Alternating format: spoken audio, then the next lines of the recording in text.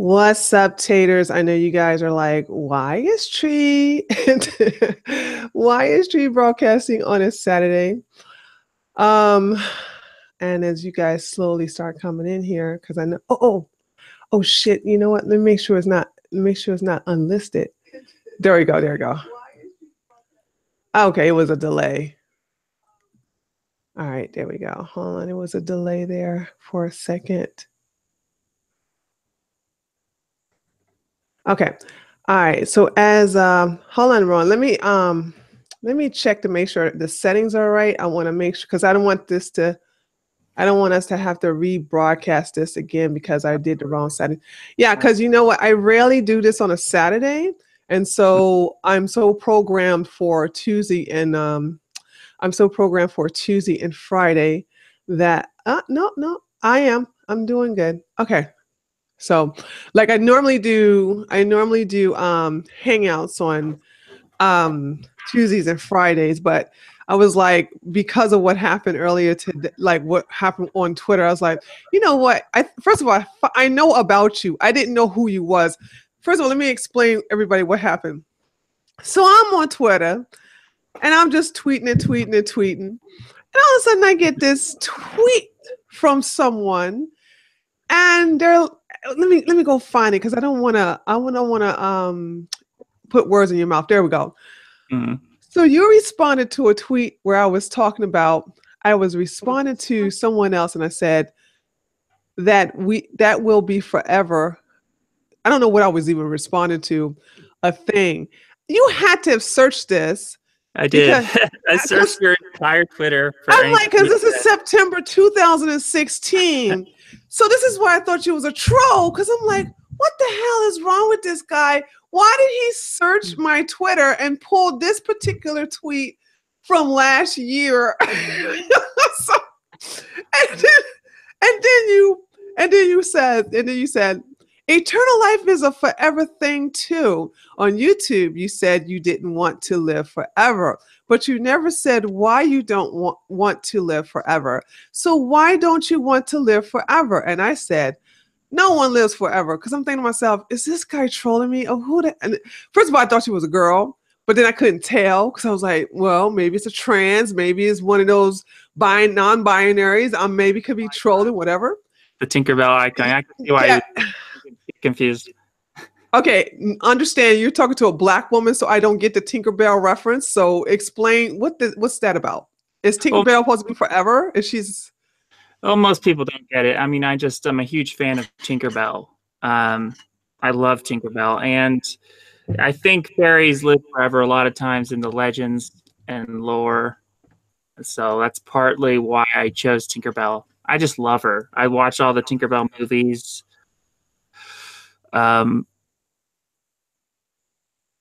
Yeah. And you was confused. And so do you realize why I thought you was a troll, right? Yeah, I could see why people could think that. I mean, you hold on. I haven't even gotten to all of it yet. You find a post that mentions something about forever in my Twitter a year and 2 months ago. Then you respond about, you said you don't want to live forever. What's all of that? And I go, that's nonsense. And I respond back to you. Then I'm like, I see this Tinkerbell as your avatar. And I'm saying to myself, oh, Lord, I got one of these trolls on me now. And then I go, and then I say, no one lives forever. And then you're saying, are you saying that living forever is impossible? How do you know that no one lives forever? Have you personally observed everyone's life from start to finish? This is when I was like, okay, I'm about to block this person. I don't know who the hell this is. And I was like, I'm about to block this person. I am so like, whatever. And then I ask you, are you trolling me? And then I laugh and I go, name me one person who lived forever. And then you said something in code or poetic, I guess. I don't know what it was, but this is when I'm like, okay, you definitely trolling me. This is when I blocked you. I said, you said the future hasn't happened yet. I might live forever. You might live forever too if you keep an open mind and actually try to live forever. everyone that is currently alive has the potential possibility to live forever because somebody might discover a cure for aging. And then I was like, okay, troll. This is when I blocked you. And then it made me, and then I sat down and I thought about it right after I blocked you. Because then you made a big fanfare about it. Which it doesn't matter to me. I don't care that you took a screenshot, but you took a screenshot of my tweet that says "No one lives forever." And you was like, "Tree of Logic made a bold claim that no one lives forever." How does she know? How does she know this? I would advise her to keep an open mind to all the possibilities. Then you give a quote, and then I'm like, oh God. So it hit me, and I said, wait a minute, is this one of Devin's guys? Because I remember watching a live stream with you and him where I saw you twice on his channel. You were sitting in the library. You remember that one? Mm-hmm. And you were in a little room, and I can't believe you were watching this stuff. I watched that one. I watched because I found the whole thing absolutely. First of all, I found you adorable because I was like, this guy, he just need a hug because he just sounds so ridiculous. You know? What's ridiculous about living forever and the possibility of it? You get what I'm saying now, right? Though on Twitter that like it's possible because we could cure aging in the future, right? You understand that now. Okay. We need to talk about that. Yeah, let's talk about that now. Oh, by the way, and the second time I saw you was in a collab video where we read not mean tweets, but read mean messages on our YouTube channel. Yeah, so you was in that one too. You were and you had the nerve to be in a cemetery. So what was that all about? Yeah, I do these tombstone talks where I go into cemeteries and I kind of rant about aging and death and how we could live forever. So I thought I should read my mean comments in a cemetery. It's kind of fitting for the whole theme of my channel. You're so hippie. You know that? You're just so hippie. I don't know it. But anyway, let's talk about the living forever thing. Okay. I'm just excited that somebody actually took me upon my offer to have a live stream with me. So thank you for that. Now, your question was, yeah, no problem. It's my pleasure. Now that I know you was a troll, because you also got to thank Devin, because I tweeted him. I was like, hey, do you know this dude? Is this the one with the long hair? And he was like, oh yeah, that's Rowan. I know him. That is the guy in my videos. And that's because of him, because of his tweet verifying that you were not a troll and that you would have won in the videos. I unblocked you. So let's go ahead and, I'm sorry, what did you about to say? Yeah, I saw that. Thank you, Devin, for getting me unblocked. So, okay, the reason why I don't believe that human beings can live forever is because when they have done scientific experiments, they did it on individual cells. And because we as humans have multiple cells, and those cells also are collectives of organs, we also have bone structure, which can also they can last a very, very long time. We already know that. But muscles deteriorate based upon our lifestyle.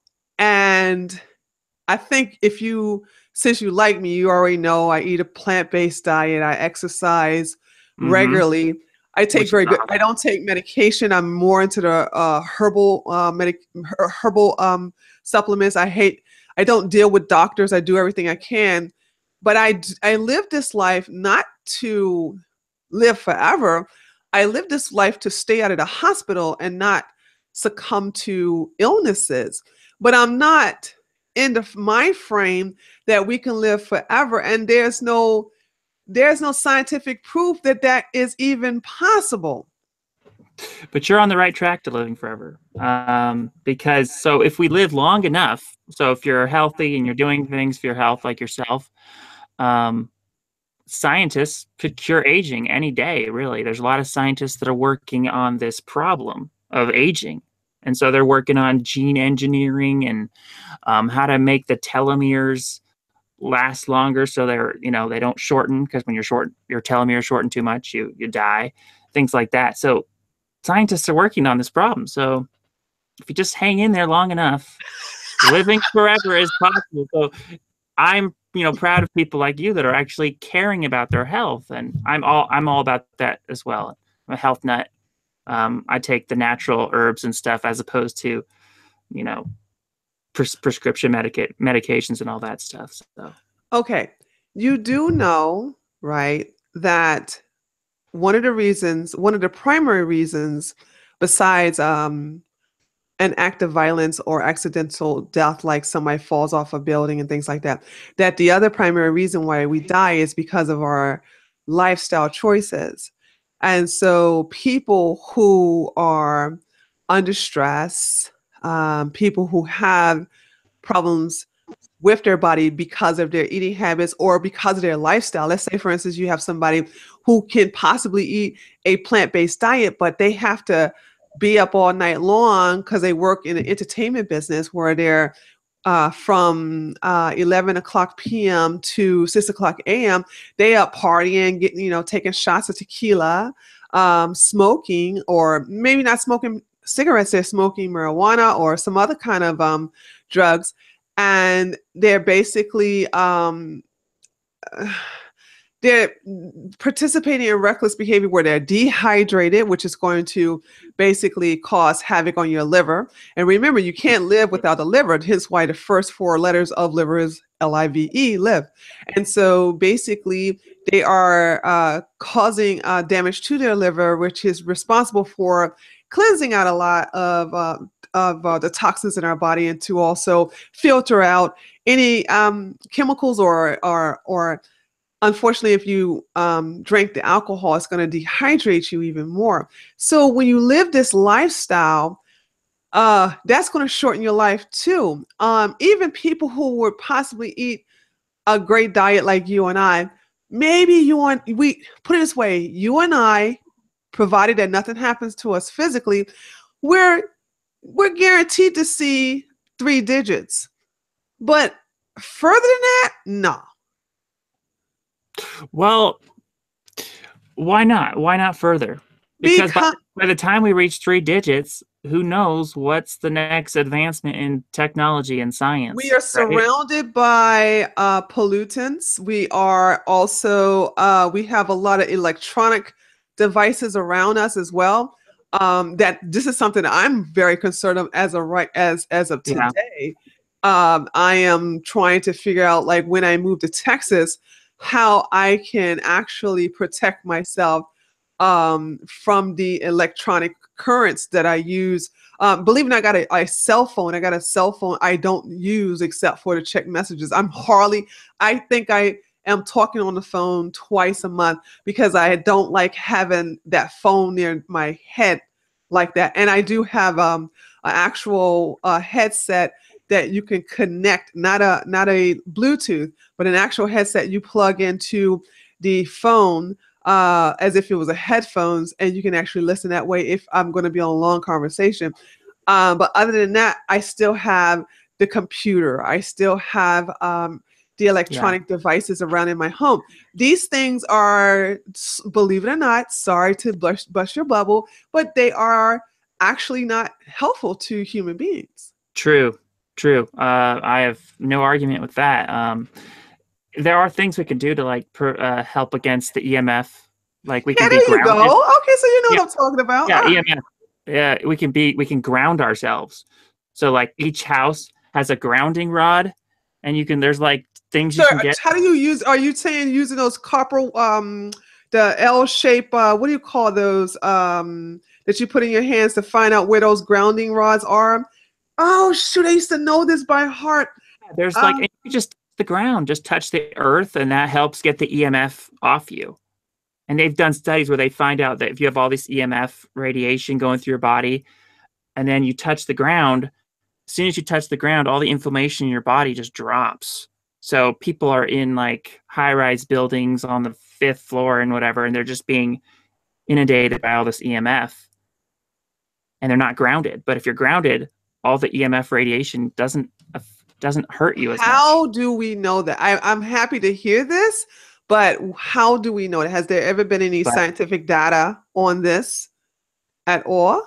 They've done studies. They have shown, they've proven that when you get, like, even people who do electrical engineering work, yeah, they have to like be grounded all the time, because if they get electrocuted, they can get electric shock if they're not grounded.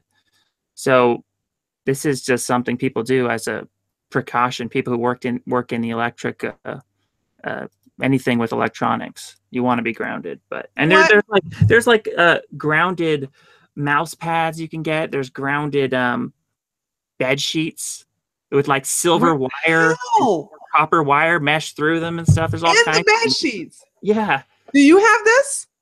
I do have one. I don't use it that often. Why?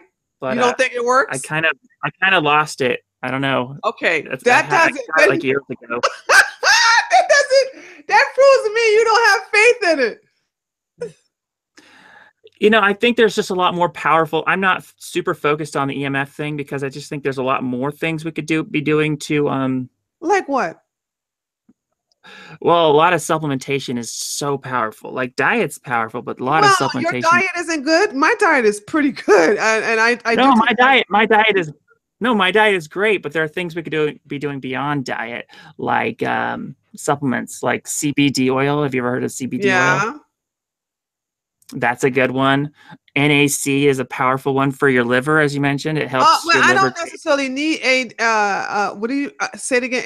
ADS. NAC. Yeah. NAC. Cysteine. There are several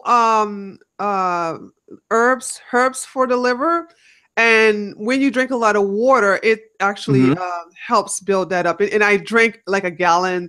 Sometimes, and when it's hot, I drink a gallon and a half.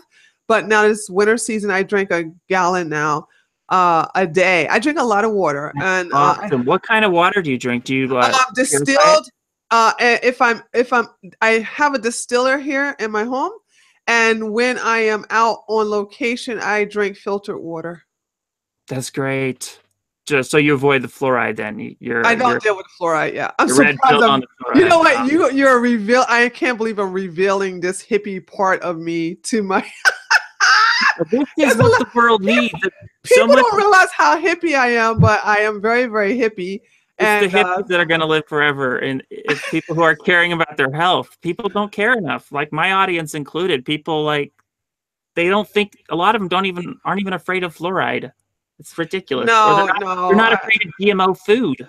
Do you avoid GMOs? Yeah, all of my foods are organic. So I don't do GMOs. I am against Monsanto and all of them. So Big Pharma, not a good friend of them either.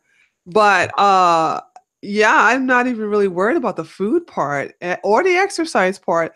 I think the two parts I'm worried about for me is first of all, the ventilation of getting good air. But I have a lot of, it's winter season and my windows are closed. So and I have a lot of trees around me. So during the spring and summer, except when it's too hot, I have to have the AC on, which is another concern. I'm not worried about, the ventilation, but when it's late fall and definitely during the winter season, I have the windows closed, but I do try to get some fresh air outside. And I do my best, because sometimes it blows out cold air to have a filter machine running, but it blows out cold air, so I kind of stop that. So the quality of the air is my concern, and the EMFs are my biggest concern. So, but like I said, there's so many things that are against us for living forever that, like I said, I don't see how this. I know you say they're working on creating a cure for aging, but how do you see death as a disease? I see us dying from diseases, but there's always a beginning and an end. There's always an alpha and omega. There's no eternal. Aren't you afraid of death, though? Oh no, You're not afraid of death? I'm not afraid of death because I know I have a good idea when I'm going to go. Did that make sense? Why do you think you have a good idea of when you're going to go? Because, oh, okay, gonna sound hippie again. Um, okay. You're white, so I have to ask you this. Do you know the rappers Tupac and Biggie? I know Tupac. I'm not that familiar with Biggie, but I Okay. know Tupac. Tupac and Biggie had a feud with each other. They're both dead, of course. You know about Tupac is dead. Yeah. Throughout their albums, they talked about how they were going to die. There was like, I'm gonna be laid up like a nigga, have my mama, take care of my mama. That's that. It's like it was in all of their fucking albums, how they was gonna die, die, die, die. Mm-hmm. I believe in the spoken word, okay, and I'm not talking about biblical. I'm talking about the words that come out your mouth. As a man thinketh, so is he. So, because these two black men kept saying over and over again on stage in a concert, during interviews, and on their records that they were going to die, they're dead. If you say, now, don't take this out of context and think this applies to you, Rowan. There's a thing Well, called why being wouldn't it? delusional. I know. If I keep on saying I'm going to live forever, No. I felt you going there. I felt you going in. I was like, uh-oh, hold on. Let me just go ahead and do a caveat there because I was wanting to give him no high hopes. Listen, okay, let me get metaphysical on you. Yeah, you can live forever, but not your physical body, who you are and your name and everything that you have brought here to this earth can live on forever. Like you can be immortal. Like Leonidas from Spartan, you know what I'm saying? Like you're talking about like leaving a legacy, right? There you go. And that's still memory living lives forever. on. Yeah. That's You don't like worthless to that's me. sucky to you, huh? It's so sucky. It's totally worthless. It's meaningless to me. I want to live forever physically. I want my consciousness to carry on because if people remember what I did and stuff, what is that? How does that benefit me? I will say this, that scientists are more closer to getting your consciousness into an AI than you're keeping your body alive. What makes you say that? I don't think so. Because I saw this couple, believe it or not, it was an interracial couple. It was a black woman and a white man. I'll find it for you because I was very fascinated with this story. They're rich. They're close to billionaires, right? Mm-hmm. And the white guy is getting older. Now, of course, we know black don't crack, so the wife doesn't even look her age, but she's close to his age, and he loves her so much that there's a chance, because she's been having some health problems, that there's a chance based upon a doctor's prognosis that she's going to suffer some kind of heart attack. Mm-hmm. And so the husband has been programming this robot who looks it just has the top of her head. It looks just like her. It had a sculptor had just made a plaster and made a rubber face to look just like her. And what he's been doing is actually programming this robot to think like her, to give the answers that she would give. It's fucking creepy. Yeah, but it's not the person's real consciousness, right? You don't think they can actually get someone's consciousness. He believes that as long as he put the voluntary information in it, that they said, and I don't know how true this is that they're able to save the brain before it shuts down completely. And they're saying that they're working on, he's using his wealth to come up with, to have scientists to transfer her consciousness, okay, from her mind, from her actual brain into this robot. Yeah, I'm so skeptical of that, though. Like, how you're skeptical about that, but you think our scientist is going to have us live forever in this body? Yes. Well, so look. cute. Oh my it's god! Not just scientists. It's a lot. We're going to have to do a lot. Like, we're going to have to make sure we don't die of an accident, like you said, because even if we cure aging, we're still vulnerable to dying of accidents and whatnot. So I'm saying, like, let's go underground. Let's, like, build a bunker. Let's, like, be a survivalist. You're a survivalist, aren't you? Yeah. Moving to I am Texas, that. that's a very survivalist thing. So Yeah, there's a that's, whole lot of them over there, and I think I'm gonna fit right on in because actually, I have to give credit to two survivalists, Pea Shooter and Katie did in Tennessee, who got me into this. So I'm gonna fit right on in over there in Texas for that. Yeah. So go ahead. yeah. So it's not just the scientists that we're going to have to hope cure aging. Even if they did that, there's just a lot of stuff we're going to have to do. And I think that I like to focus on what we can do right now with living healthily and avoiding all the dangers and, avoiding the STDs and the dangerous, like you were talking about, people doing drugs and alcohol and all this sort of thing. Like, be focusing on like what we can do right now to live as long as possible and avoid all these traps that kill people. And if we live long enough, why close ourselves to the possibility of living forever? Why are you afraid of death? Because I don't want to cease to exist. It's that simple. It's like, the idea of like non-existence, it's always terrified me. Like, Why? because life is fun. And it's like the absence of Then live in the moment. yeah, but I'm talking, the idea of losing everything you ever had, right? Your friends, your family, your work, it's all gone. Because I'm an atheist, so I don't even think there's anything after life. Yeah, I'm that way too. So we on the same boat. But I'm like, Yeah, this is why I'm gonna do everything I can here while I'm alive, so that when I'm gone, I have served my purpose here. but it's depressing. It's depressing for you because what is your purpose? You're probably not even doing what's your purpose.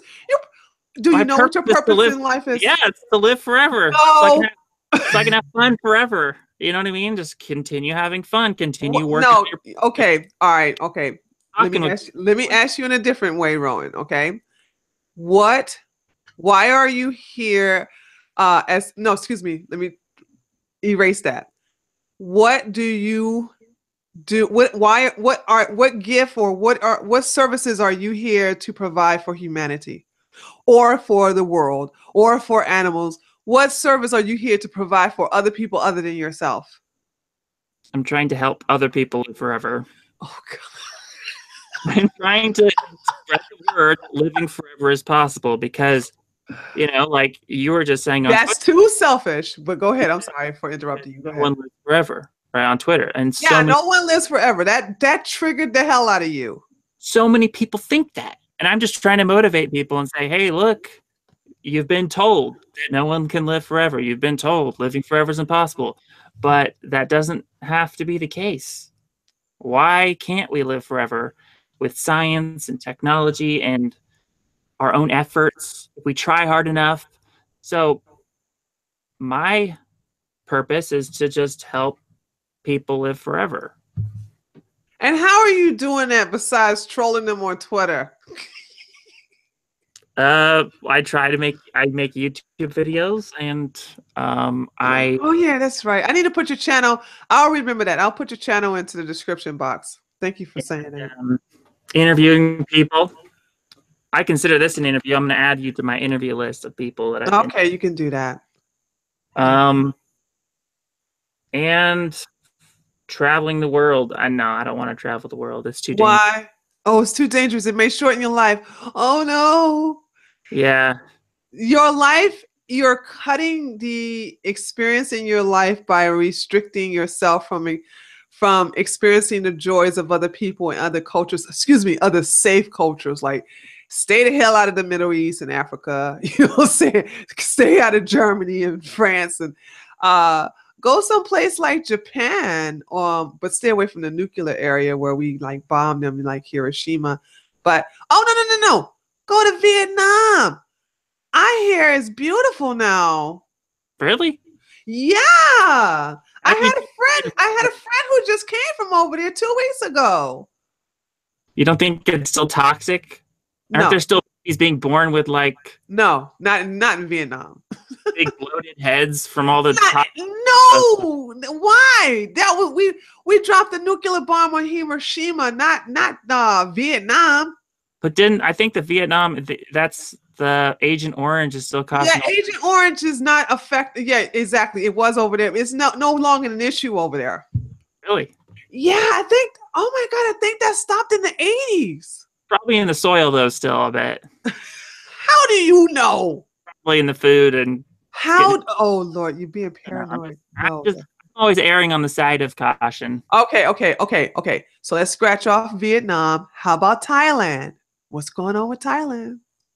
Thailand has durians, the wonderful durian fruit.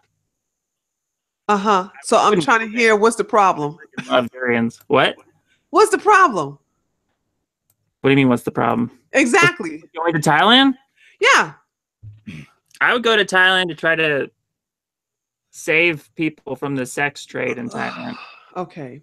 As long as you try to help somebody in some kind of fashion. I mean, helping people. Schindler. Yeah, but this whole thing about helping them by keeping them from dying, I don't see that as being realistic. That's the whole point of helping someone is to keep them from dying, right? Like Schindler saved lives. I'm just trying to save as many lives as I can by helping them from dying. You know what I mean? That is so hippie. Okay. Anyway, but I want to get back on this death thing. Why are you so scared of it? The thing about it is that I think you need to make peace with that, because what if, and this is a big if scientists can come up with a cure for death, like I don't see it as a disease, but okay, I'll amuse you. What if it doesn't happen until another 500 years from now? You're not going to be here by then. Well, first, let me ask you a question. Why Sure. does leaving the legacy give you any comfort at all? Why does it matter to you if people remember you, or if people are going to watch this video after you're dead? Why does that matter to you? Because it inspires people to be empowered, and it makes me feel good. I have no intentions on having kids, okay? Mhm. So I enjoy knowing that when I'm gone, someone's going to pick up a book or someone's going to watch my videos and they're going to say, oh my God, I didn't think about that. Or they're going to watch my self-defense videos and go, I'm going to learn how to do that. And then, even when I'm gone, I have helped women prevent getting raped. I have helped children prevent getting kidnapped by a potential child molester or pedophile. I have helped people become empowered, whether that's physically or mentally. I am still affecting their lives, even though I'm no longer physically here. That's why it's so important to me. I see.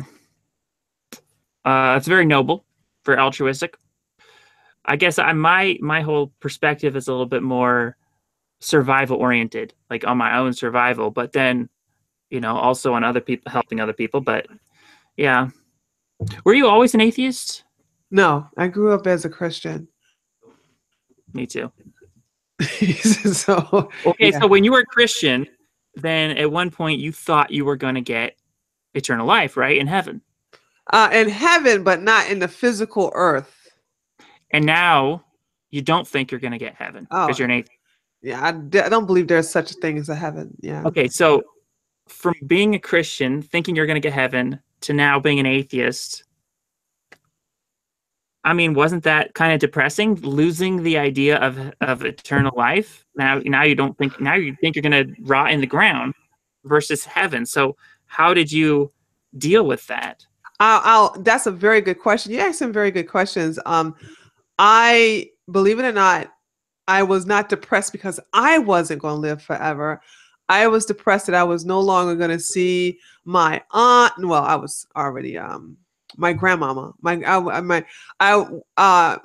my grandmother died, and then I became an atheist, probably several years later, it broke my heart to know that I was not going to see my grandmama in heaven.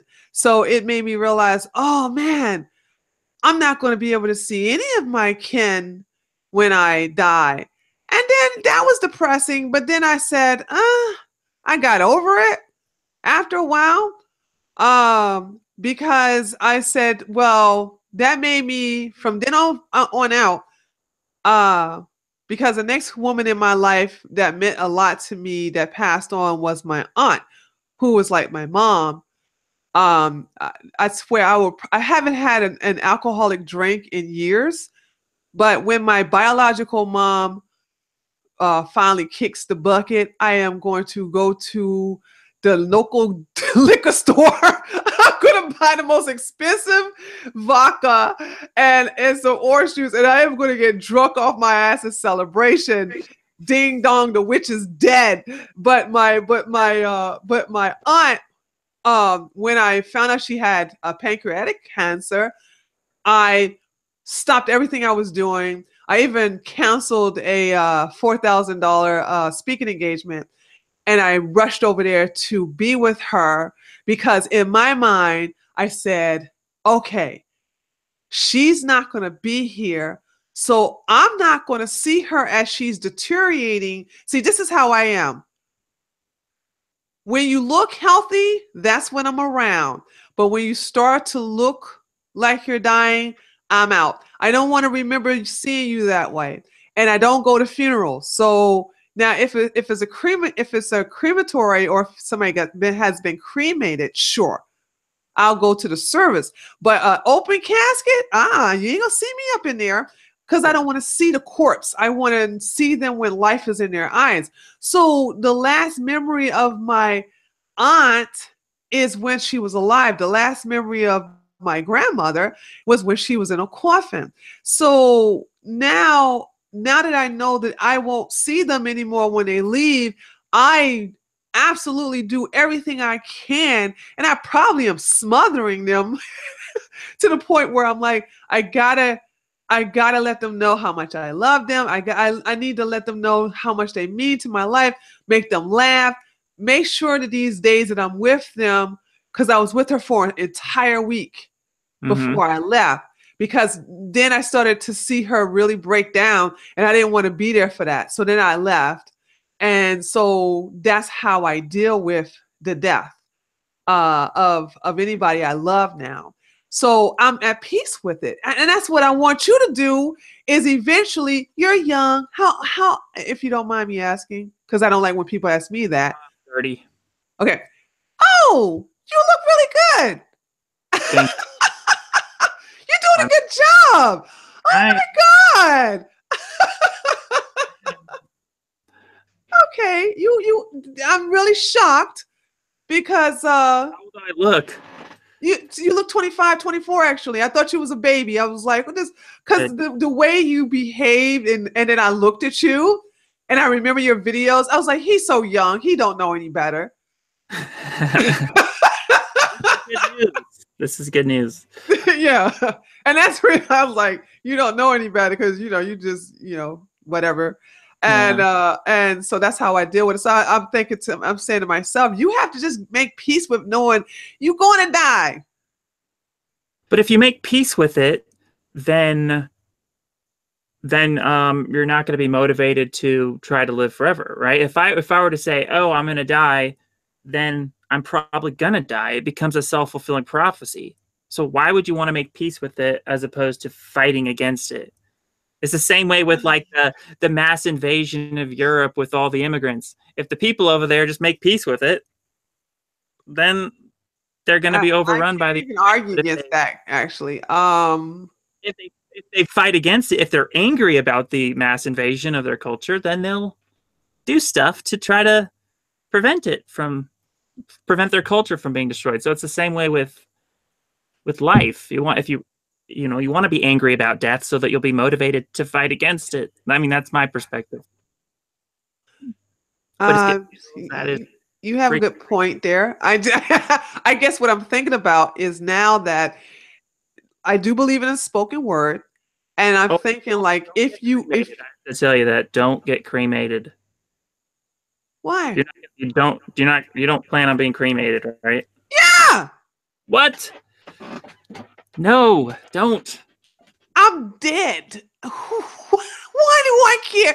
Look, there's been stories of people dying, and then a day or two later, something happens, and they're not dead after all. So give your, don't get cremated. That's awful. Give your body a chance to, for some miracle to happen. Who knows? Well, trust me, it's not going to happen anytime soon. So I'll take that into consideration. Many, many, many, many, many, many, many years from now. And trust me, it's not going to happen no time soon. I got too much work to do. I guess what I'm saying is that I do believe in a spoken word. And I believe that because you're saying, I want to live forever, I'm going to live forever, I'm thinking like, okay, that can also manifest. Do you know how that can manifest? But not in a way you're going to like. How? You can be kept in a vegetative state. Oh, I would definitely prefer that. I prefer to be kept in a Are you kidding me? Oh, never pull the plug on me. Ever. I'd want them to keep me alive for years and years and You're not living. Doesn't matter if as long as I'm in a vegetative state, maybe by some miracle of science they'll be able to resurrect me or something, You're not even aware that you're in a vegetative state. Yeah, I know, but I'll probably be dreaming or something in a vegetative state, or something. But I'm done. I'm flushed down the toilet. It's crap. Oh wow! You'd have them pull the plug on you? Yeah. Why? How bad can being in a vegetative state be? You're like it costs a lot of fucking money. Probably dreaming or something. It's expensive. So now, what? Life. It's your life.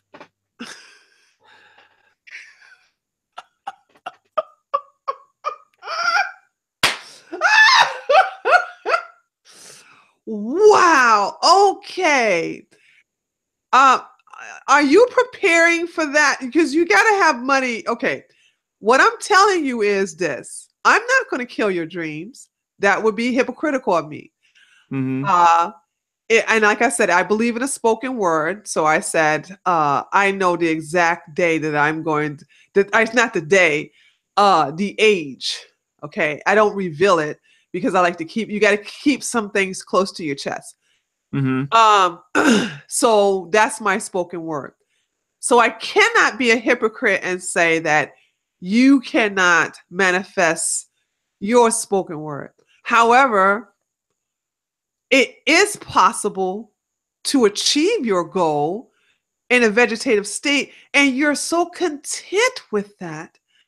And I'm saying that that's not even living, but I guess because it's, even if you are not aware, consciously aware that you are alive, if it still satisfies you right now in your consciousness, your full consciousness now, knowing that, hey, I am going to manifest this. So therefore I can be in a vegetative state, and that's going to make you happy to know that you can be kept alive for many, many, many, many, many years. Here's my question. You know how much money that's going to cost? Are you prepared for I'm that? not planning on being I'm not planning on getting into the position of being in a vegetative state. But anyways, let me ask you a question. Let's say they figured out how to cure aging, and they offered you a pill, a natural pill, an herbal remedy that would allow you to cure aging. There's no such thing as a natural pill that's going to keep me up, but I'll play with it. But if there was a hypothetical, would you want that? Would you want to live forever if it was an option? That is another good question, because when it comes to vampires and werewolves, I tend to side with vampires. Your desire for eternal life creeping to the surface. But listen, they're not They're not happy. I'm a huge fan of True Blood. I hated what they did with a couple of seasons, and I hated what they did with a couple of the characters. But when you listen to some of the vampires who have been living here for shit 2 to 3 to 4,000 years, they're unhappy and they live their happiness vicariously through humans. And then if you notice that Suki wanted to be a vampire and Bill was like, no, you never want to be a vampire. You never want to be. This is not a life worth living. Yeah, it's So just because those vampire stories are written by mortal humans that are trying to make themselves feel better about not having immortality, so they make it seem like a bad thing. That's probably what's happening. But there's some vampires that are happy, like Twilight. You know, the vampires. come on. You're not going to compare Twilight to True Blood. Are you serious? Well, at least the vampires in Twilight are good vampires. They're gay. And they want to live, and they're happy about living forever. Because they're gay. Edward's not gay. He married Bella. Gay. He gay. What? He bisexual. He down low. Okay. I can see why. I hated Twilight. I saw the first one and I was like, this is a bunch of bullshit. A fucking vampire that twinkles in the sunlight. Are you serious? Excuse me, sparkles. Sparkles in the sunlight. Are you serious? They're playing with my intelligence with Twilight. Yeah, I liked it, but how about Interview with the Vampire? You like that? I love that. Oh my god. Yeah. I love that. But guess what? Brad Pitt's character, he was unhappy that remember the guy who interviewed him? He was like, oh my God, turn me into one of you.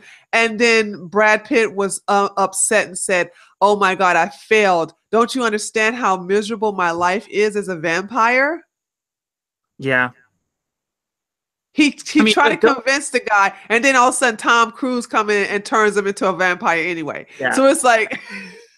Don't you think you could, you're resourceful enough and intelligent enough to have a happy life if you're living forever? Like, couldn't you figure out what to do and do stuff with your time that's meaningful and create new relationships and work on new art and projects and everything? Like, isn't there enough to do in life that makes life worth living forever? I can do that in this lifetime. And I hate to go the Buddhist route, but a tiny bit of me believes that the consciousness inside of me will manifest in something else that's living. Okay, so kind of maybe a reincarnation thing. Yeah, that's what I said. I hate to go the Buddhist route, but a part of me does fancy that in a way.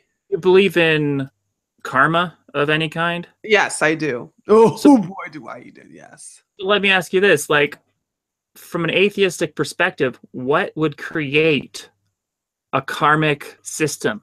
What would cause someone to reincarnate, or what would cause someone to... They're subconscious.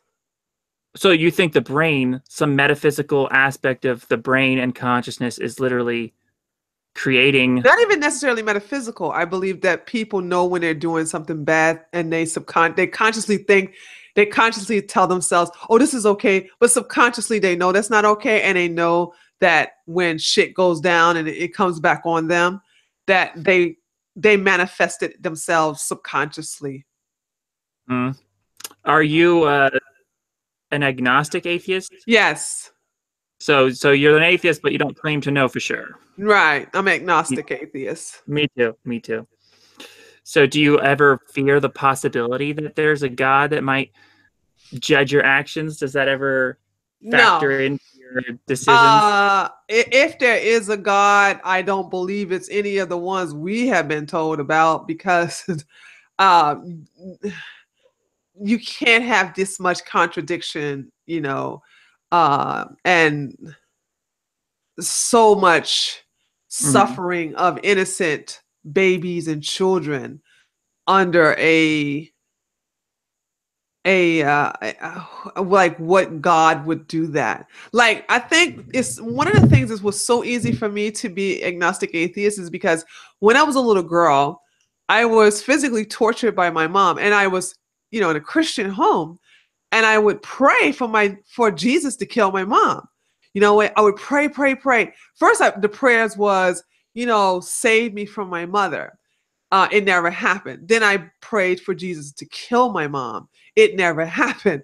And then, I was thinking like, well, maybe it's me. I'm not a good Christian. So I remember religiously walking to church by myself every Sunday, praying, wearing a crucifix, listening to gospel, like being a best Christian, which was very hard. Not having bad thoughts, saying my prayers, and being the best Christian I could for at least a week so that Jesus could listen to my prayer and kill my mom. And it never happened. And so as I grow up, as I became, now you probably don't know this, I was a Christian, and then I was converted to Islam. And then from Islam is when I was like, you know what? None of this stuff is true. And so from Islam, I became an agnostic atheist. So that's how it came. And so I thought like, well, now it makes sense why my prayers wasn't answered, because there's no, for me, a merciful God would never allow the things that happened to me, or God forbid, a sexual abuse of another child. You know what I'm saying? How could that happen? What God would allow such things to happen? And then that makes me realize, well, there isn't one. Just life is just that way. You have the strong and you have the weak. And then you have the predator and you have the prey. And so that's just life. It's not about a God and a devil. And here it is. You had the strong and the predator in my mom, and the weak and the prey in me. And so here you have it, you know what I'm saying? So this made all kinds of sense. Why my prayers wasn't answered, because there was no Jesus to pray to. What kind of physical torture? I didn't know that you got physical. Yeah. Well, this is very common in the Black community in the 70s and 80s. Let's see, whipped with extension cords. We had to go outside. All Black children had to go outside and get this thing called a switch.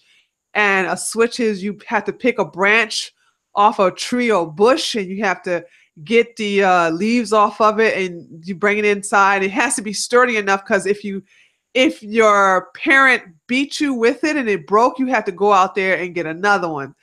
So I've actually had boiling water poured on me. I've had actually been burned with a hot comb in my hand because I had spilled some jelly on the floor. So I've had a lot of tortures. I had torture things.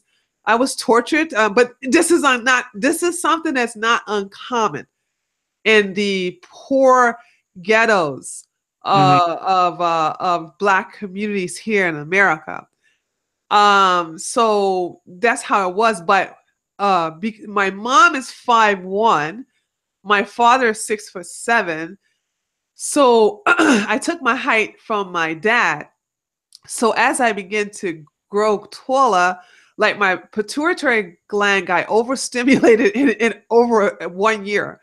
I got bigger than my mom. I got taller than my mom, and I got stronger. And that's when I began to resist the beating, which was dangerous, because back then Black parents would say, I brought you into this world, I'll take you out. And so that's where I'm like, well, I would kill her before she kills me. And before I even thought about doing it, I just ran away. I ran away and lived with my father. Whoa. These things, I don't talk about this as a victim. I talk about these things as like, this is where I came from. And this hits why I'm very, very, very hard on my own race. Because I don't believe in that poor me victim bullshit. I don't play that game. So I don't. Common in the community for Black parents to be doing that to their children. Why do you think? Do you think it's just social things, or do you think it's genetic reasons, or what? I think it's hereditary. I think when I say hereditary, I think it's passed on from generation to generation. And I have to say that I hate to bring up slavery, but I believe that this is something that has been passed down from slavery, where and I'm not blaming white people. I just have to say that because we respond, and this is unfortunate, but it's the truth. We respond to physical punishment, sometimes physical torture. When the slaves were freed, this was also passed down from parent to children of freed slaves, and it went on and on and on from there. I see. Is there actually statistical data that would suggest They that won't touch it. that more like abuse is going on in Black families? They won't touch it. Really? No. Yeah, of course. Why would they want to? It's pretty controversial. And the abuse is not, because it's against the law now. Like what my mom did to me, she would go to fucking jail. The Black children of today are not under, for the most part, are not under the physical abuse of Generation X, and definitely not under the physical abuse of Black baby boomers. I would have to say that parents today don't even think about hitting their kids. They're too busy trying to be their children's best friend. And the Black community is very religious, to where they actually believe in the scripture that says, spare the rod, spoil the child. And even and by the way, I'm down here in the South, so it does apply to trailer park homes and poor white communities also. So I can't really say that physical abuse is exclusive to Black families. I have to be fair. I really have to be fair and say that white families, but I never seen it in the North. I have heard, like, my friends are considered rednecks and their fathers beat the shit out of them. Not to the extent where I was beaten, but they got whippings also. So I have to take that back and thinking it's exclusively Black. No, white children, especially in poor white income families, have been physically abused in the 70s and 80s as well. Let's see. Well, why do you want to move to Texas? I'm interested in that. I am tired of Georgia. I've always wanted to get out of Georgia, hence why I lived in Germany for 5 years.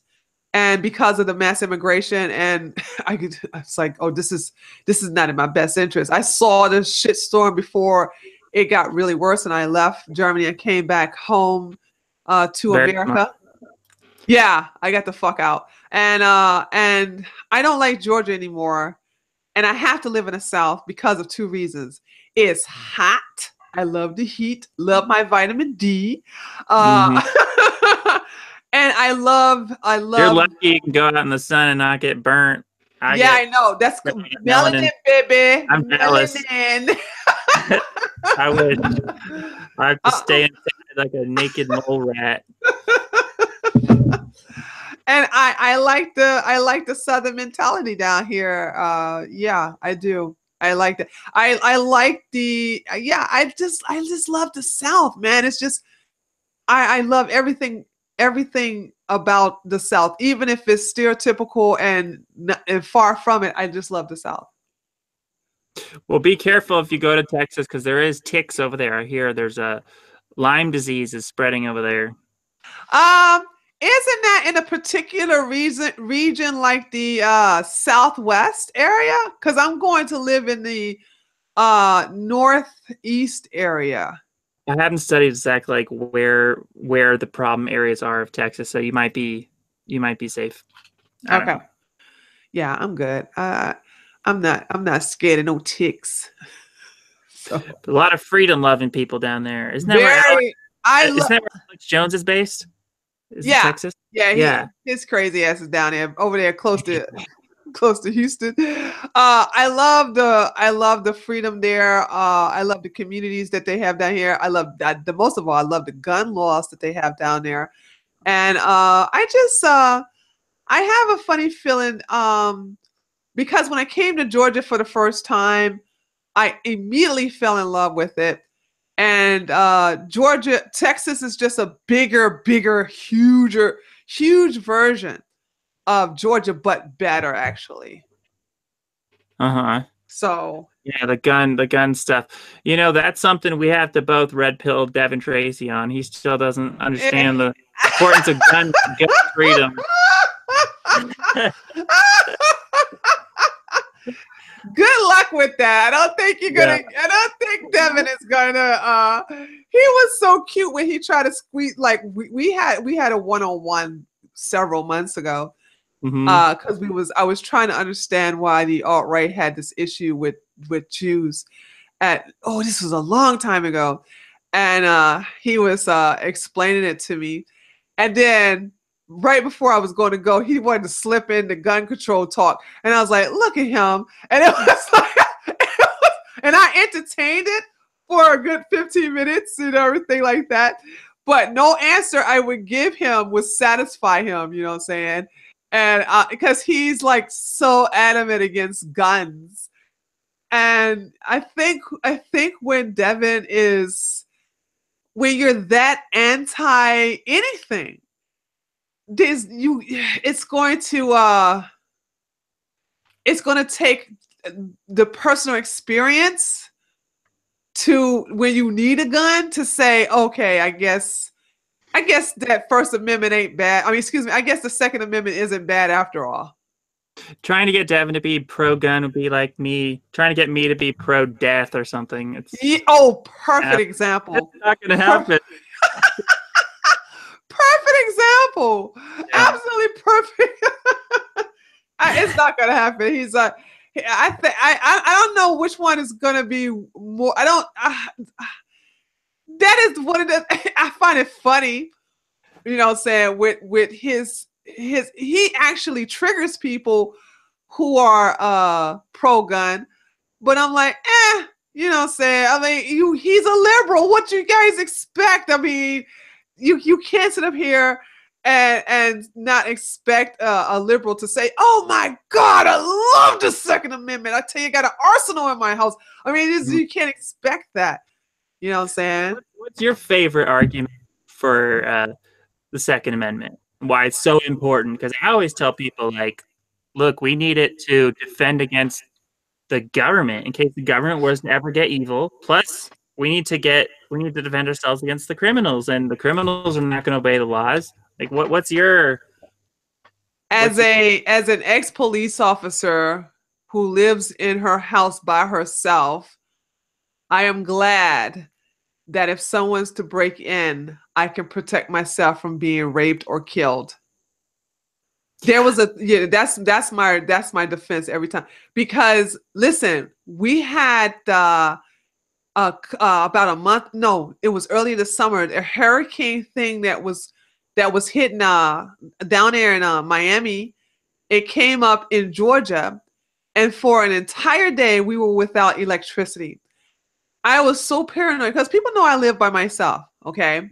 But they also know I got guns because I make sure when I go to the gun range, I make sure I come out with, I have bags. I have a rifle bag and I also have a gun bag. But I put the gun bag in the trunk first and then I come out with the rifle and the guns exposed. You know what I'm saying? Letting people know this is what I'm carrying out my house and I'm using it. So everybody knows I carry, everybody knows I have guns and rifles in my home. So when there was no electricity, I don't have a landline, unfortunately. I'm going to take care of that in about another month or two. Because if something happened and I couldn't get to the police, like if somebody broke into my house, how do I protect myself? And I slept in a bed full of lead. I had, a rifle at the foot of my bed. I had one on the right side of my bed. I had 2 guns underneath my pillow. You know what I'm saying? I was sleeping with guns and rifles and I felt so safe. And this is why I love living in America, because I wasn't in fear of, oh my God, if somebody break in, I don't know how to protect myself. Or think like some of my other female friends that I used to know, we're not friends anymore, but they'll say like, they say that if they have a hiding place if somebody break in their house. I was like, what? Hiding place? Shit, I got a hiding place where I'm gonna aim my rifle at that motherfucker. That's where I got it. No, I'm not hiding so you don't find me. I'm hiding so I can shoot you. I love that. You're such a survivalist. Do you have food storage, and are you preparing for the pandemic, plague, and apocalyptic scenarios? No. I haven't gotten that bad. That's good. You want to be prepared. Get your underground bunker. Well, there's no need for me to do any of that. Well, I'm trying to get my house in order first, and so I can rent that out, and so I can live in Texas. I think I'm going to know somebody with the underground bunker than I am going to build my own. So, and it's a whole lot of them in Texas, so I'm going to be in good company. Trust me. I don't think I'm going to have a problem. So you eat a plant-based diet. Are you vegetarian or vegan? Vegan. Totally vegan. Yeah. Wow. 100%. Wow. 100% vegan. You don't think any animal products are necessary in the diet? I'm not that type of plant-based, or I don't really call myself vegan because I wear leather when I'm on my motorcycle. So I really don't call myself, I eat a vegan diet, but I don't live a vegan lifestyle. Are you eating a vegan diet for health reasons or ethical reasons? Strictly for health. Strictly for health. Strictly for health. So if I were to give you evidence that certain animal products are healthy and beneficial for longevity, then you would consider changing and starting to eat them? It would have to be some hardcore scientific data, because I don't see, and let me just tell you something about me, Rowan. When someone says they eat eggs, I don't lose my shit. If somebody said they eat fish, I definitely don't. I don't have a problem. I don't tell people what they can do or what they can eat. I'm not that type of person. Yeah. For me, you would have to show some concrete evidence. Now, what you will never, ever, ever, ever get me to eat, and there's no scientific data to support either way, is pork and beef. Yeah, me too. Pork is the worst. Yeah. You're smart. Yeah. Pork is awful. Yeah. So there's no scientific data that's going to support that ever. So there's nothing you can show me that's going to ever get me to eat those type of meats. Now, as a Black person, chicken, oh boy. You would want to eat chicken if it was healthy. If it was healthy, oh my God, hell yeah. What about like fish? So isn't some sardines or some small fishes healthy for the brain? The brain for the omega fatty acids, sure. I don't eat it though. Why not? Because I can supplement it, and I can get those fatty acids from flax seeds and avocados, and for certain nuts like almond nuts, and what's that most expensive? It's not cashews, but it's macadamia. Macadamia. Oh. Yeah. Some good monounsaturated fat. Yeah. Now, what do you think about all these vegans that are like, I'm sure you probably have a lot of beef with the vegan community because they're like... They don't fuck with me. They're crazy. Yeah, but they don't mess with me though. A lot of them love animals more than people. Yeah, love them. A lot of them wish people dead versus animals, and that's why I don't get with them too much. It's always bothered me. Yeah. What was the reasoning you had for not eating pork as a health reason? Like, I saw that experiment in person where okay, oh God, I can't believe I just saw the visual. Where someone took a slab of pork chops and poured Coca-Cola on it, and the mag. Oh, I saw that one. Oh, I hate telling that story. Oh, Tell it. no. Okay, I don't want to talk about it anymore. The pork tapeworms in the brain. Oh. Why are you asking me if you already know what the fuck I'm going to say? The audience, I want them to learn. No. Gotta teach them. Let them eat it.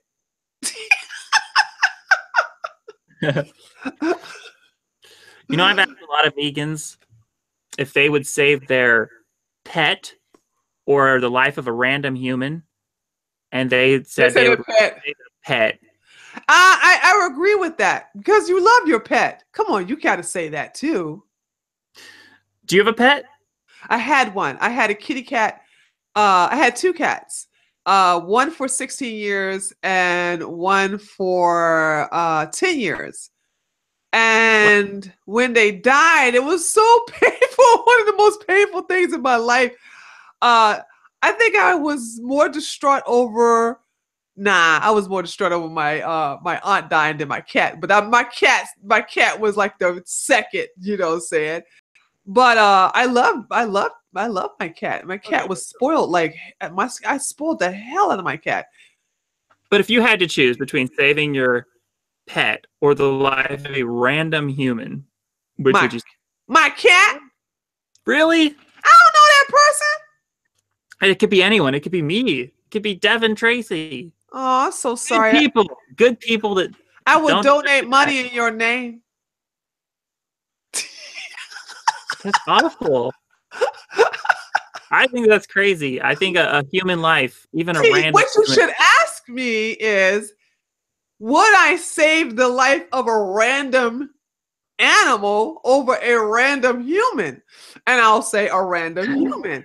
But you're asking me to end the life of my pet? Yes.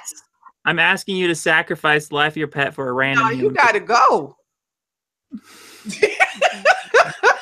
Yeah. The life of a human just so much more valuable than animals. Not with my cat. Would kill 10,000 million cats to save one random human. Okay, 10,000 cats that don't belong to me. Absolutely, sure. I would have saved a human, but I loved my cat. There was 2 cats. I had one named Zeta, and the second one, and that was the mama, and she gave birth to 6 kittens. I gave away all of them except for one, and I named that one Fanny. And Fanny was my favorite. She had 1 blue eye and 1 green eye. And you want to hear something? You know about Reiki? Yeah. Okay.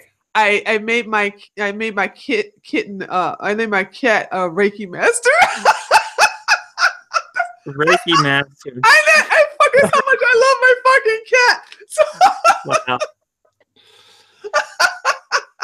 Because when she would knead into my stomach before she laid on it, I was like, oh, let me make her a Reiki Master. You know what I'm saying? Okay, I'm being pretty. You can get a, just throwing a little warning out there. You get serious parasites from cats. So, but see, only because toxoplasmosis.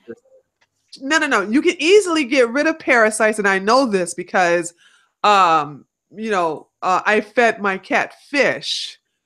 So what I would do is put black walnut drops in her food, and always made sure we got her stool tested to see if it was doing a good job of ridding her body of parasites.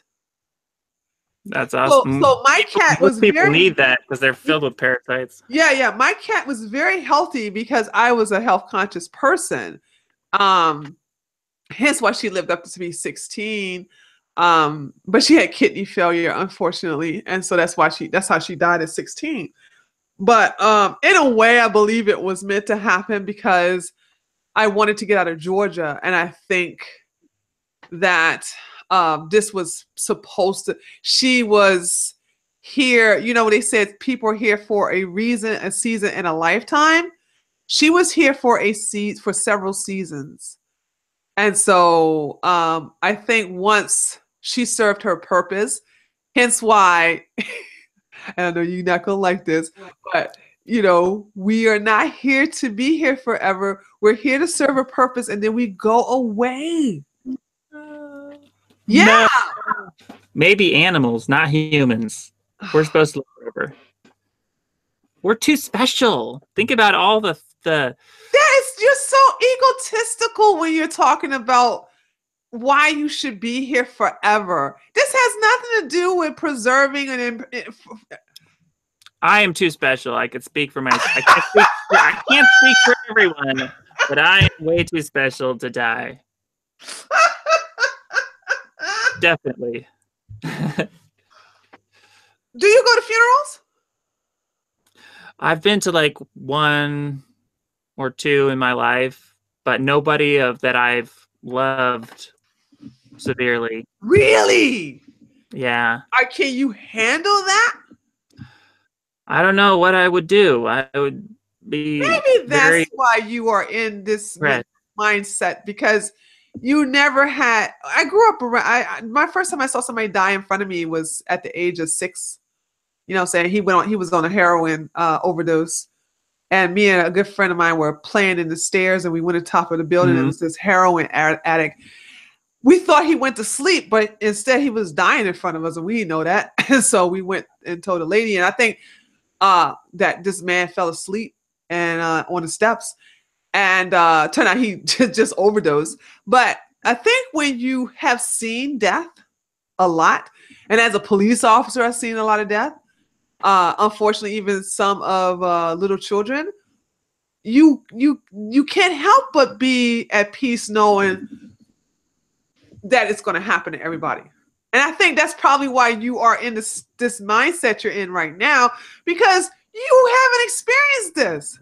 And so you don't know how it feels when a loved one, and I think that's why it scares you so much, is because you never experienced it. You fear the unknown. I do fear the unknown, because the unknown could be non-existence. It most likely is, because I don't even think there's reincarnation. I don't think there's reincarnation or anything like that. That must give you some comfort, to think that you might even reincarnate, right? Does that give you comfort? Nah, because I don't know if it's going to happen or not. So it's kind of just a wishful thinking, speculation, but it doesn't have any weight to it. But I've seen enough movies. Yeah, it is wishful thinking. Yeah, I mean, I could put myself in the minds of people who've lost loved ones. I know it would be awful. I know it'd be horrible. It ain't the same when it's you who have to experience it. Yeah, and it just makes me want to live forever even more, though. I don't see how that would make me not desire eternal life. Because once you come to the realization that it's eventually going to happen, that's because when you see that it happens to somebody close to you and you feel that pain of them not being, it's very painful. The person, you can't call them anymore. You can't hear their voice anymore. You can't smell their scent anymore. They're not there anymore. That hurts. And so once that reality sets in, it kind of clicks like, nothing's forever. Yeah, that sucks. That's what I call the nightmare, is that the idea that nothing's forever. And I just rebel against that. I'm rebelling against fate, I also think you're selfish. Yeah, I am selfish in the sense that I want to live forever. Why is that bad, though? That's not bad. What are you doing for humanity, you selfish hippie? I'm trying to tell people how to be healthy. No. Yeah, if you go to my YouTube channel, there's all kinds of health videos, and I'm trying to encourage people to be healthy. Yes, and to get rid of devices. I'm like a life coach.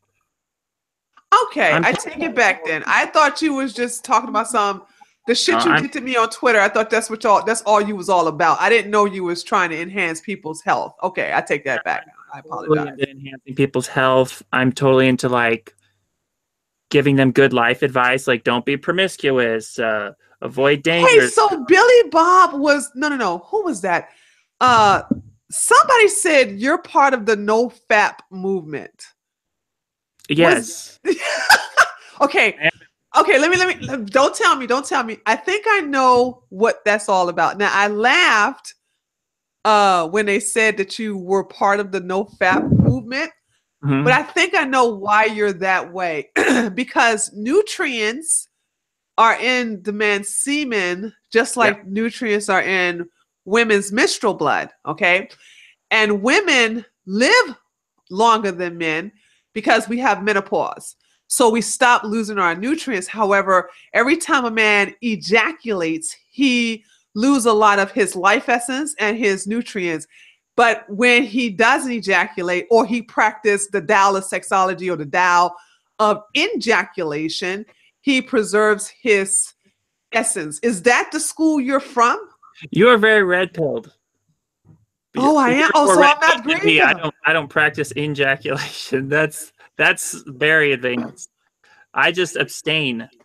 That's my So secret. why not practice? Why not master the powers of ejaculation? I think that I've researched a little bit about that. I think it could be bad for you. No. How? Like to orgasm and then not ejaculate, like have it Because go back because into those your nutrients is body. being yeah, I don't know. it's being recirculated back into the body. That's what I'm reading. It makes sense.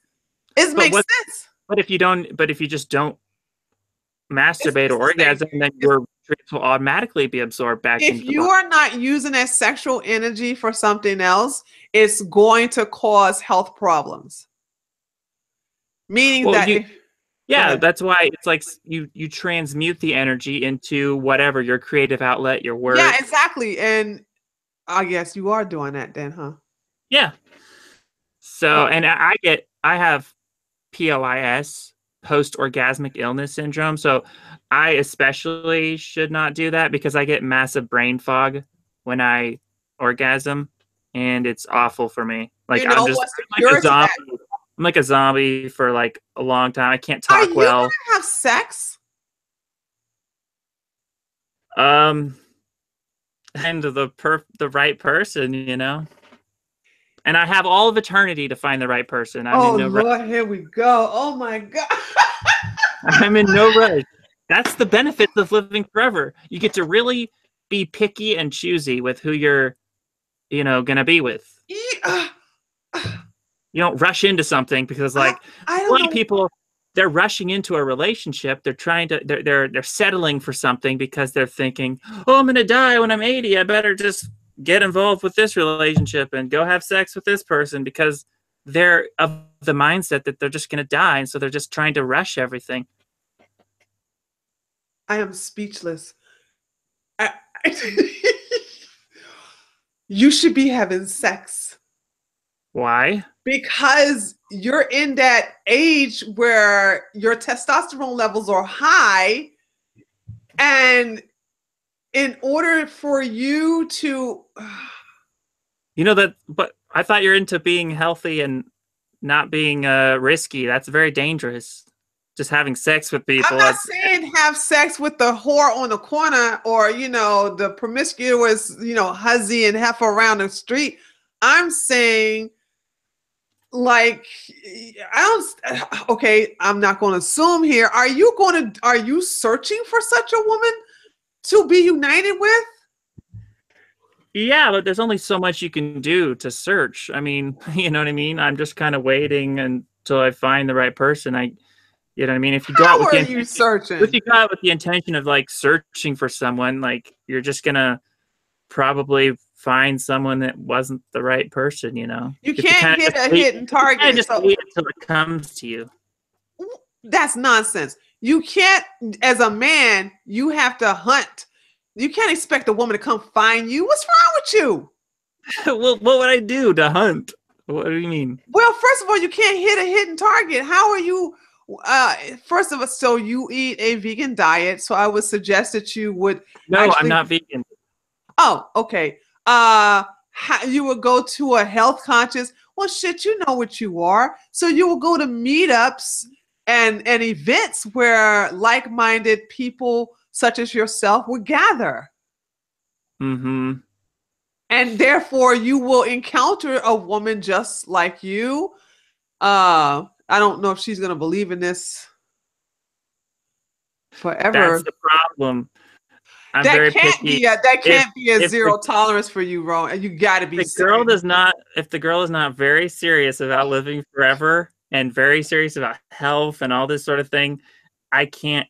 Nope. Dude, are you serious with me right now? You are not going to get any poontang with this limited mentality like that. You have to eventually understand that you're going to eventually teach her to get to that level, but you have to start somewhere. Well, yeah, I mean, I would, but I wouldn't marry anyone or have sex with them until I'm pretty confident that they're of the right mindset. Are you the type of person that's not going to have sex until you get married? Yeah, absolutely. I won't even kiss someone before I get married. Oh, you are going to be a virgin forever. You're going to die a virgin. Okay, no, I'm going to live forever. You're going to be forever a virgin. You're going to live forever. You poor thing. No, I'm happy. I just want to give you a hug right now. You are such a hippie. You are such a hippie, I swear. If I live forever, that's what matters, and like all the other stuff will settle itself. But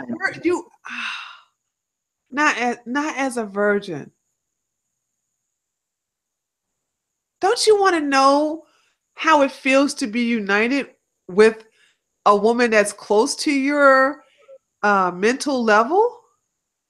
Sure, but I just don't want to rush anything, because I'm the type of person that doesn't want a relationship to fail. So like, I don't want to get involved with someone and then have it be like getting a divorce or separating. Good for you.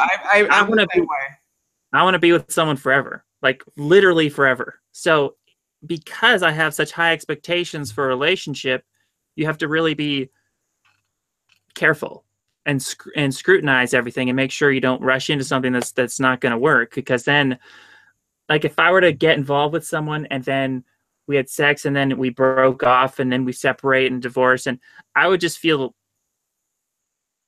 awful. Like I was, like I wasted something, you know?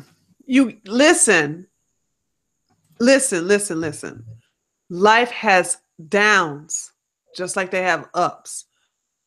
And having a heartache and being disappointed, betrayed, that's what that comes with life too. Everything can't be roses.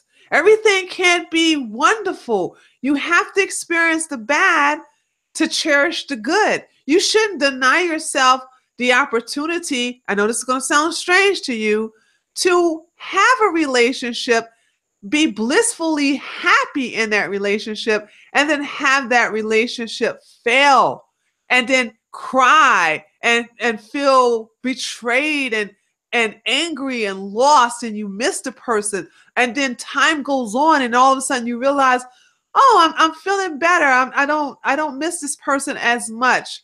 And then you begin to harden for the next relationship. I'm not saying you go through 3 or 5 women, but you are denying yourself the experience of feeling what rejection feels like, of sadness from a breakup, of feeling like when your life was filled and now it's empty. So therefore you appreciate it when it's filled again. You are denying yourself living your life to the utmost. You want everything to be cotton candy and, well, for the lack of better words, cotton candy and roses. I'm sorry, sometimes those roses have thorns, and sometimes that cotton candy is bitter, and you should allow yourself to experience that.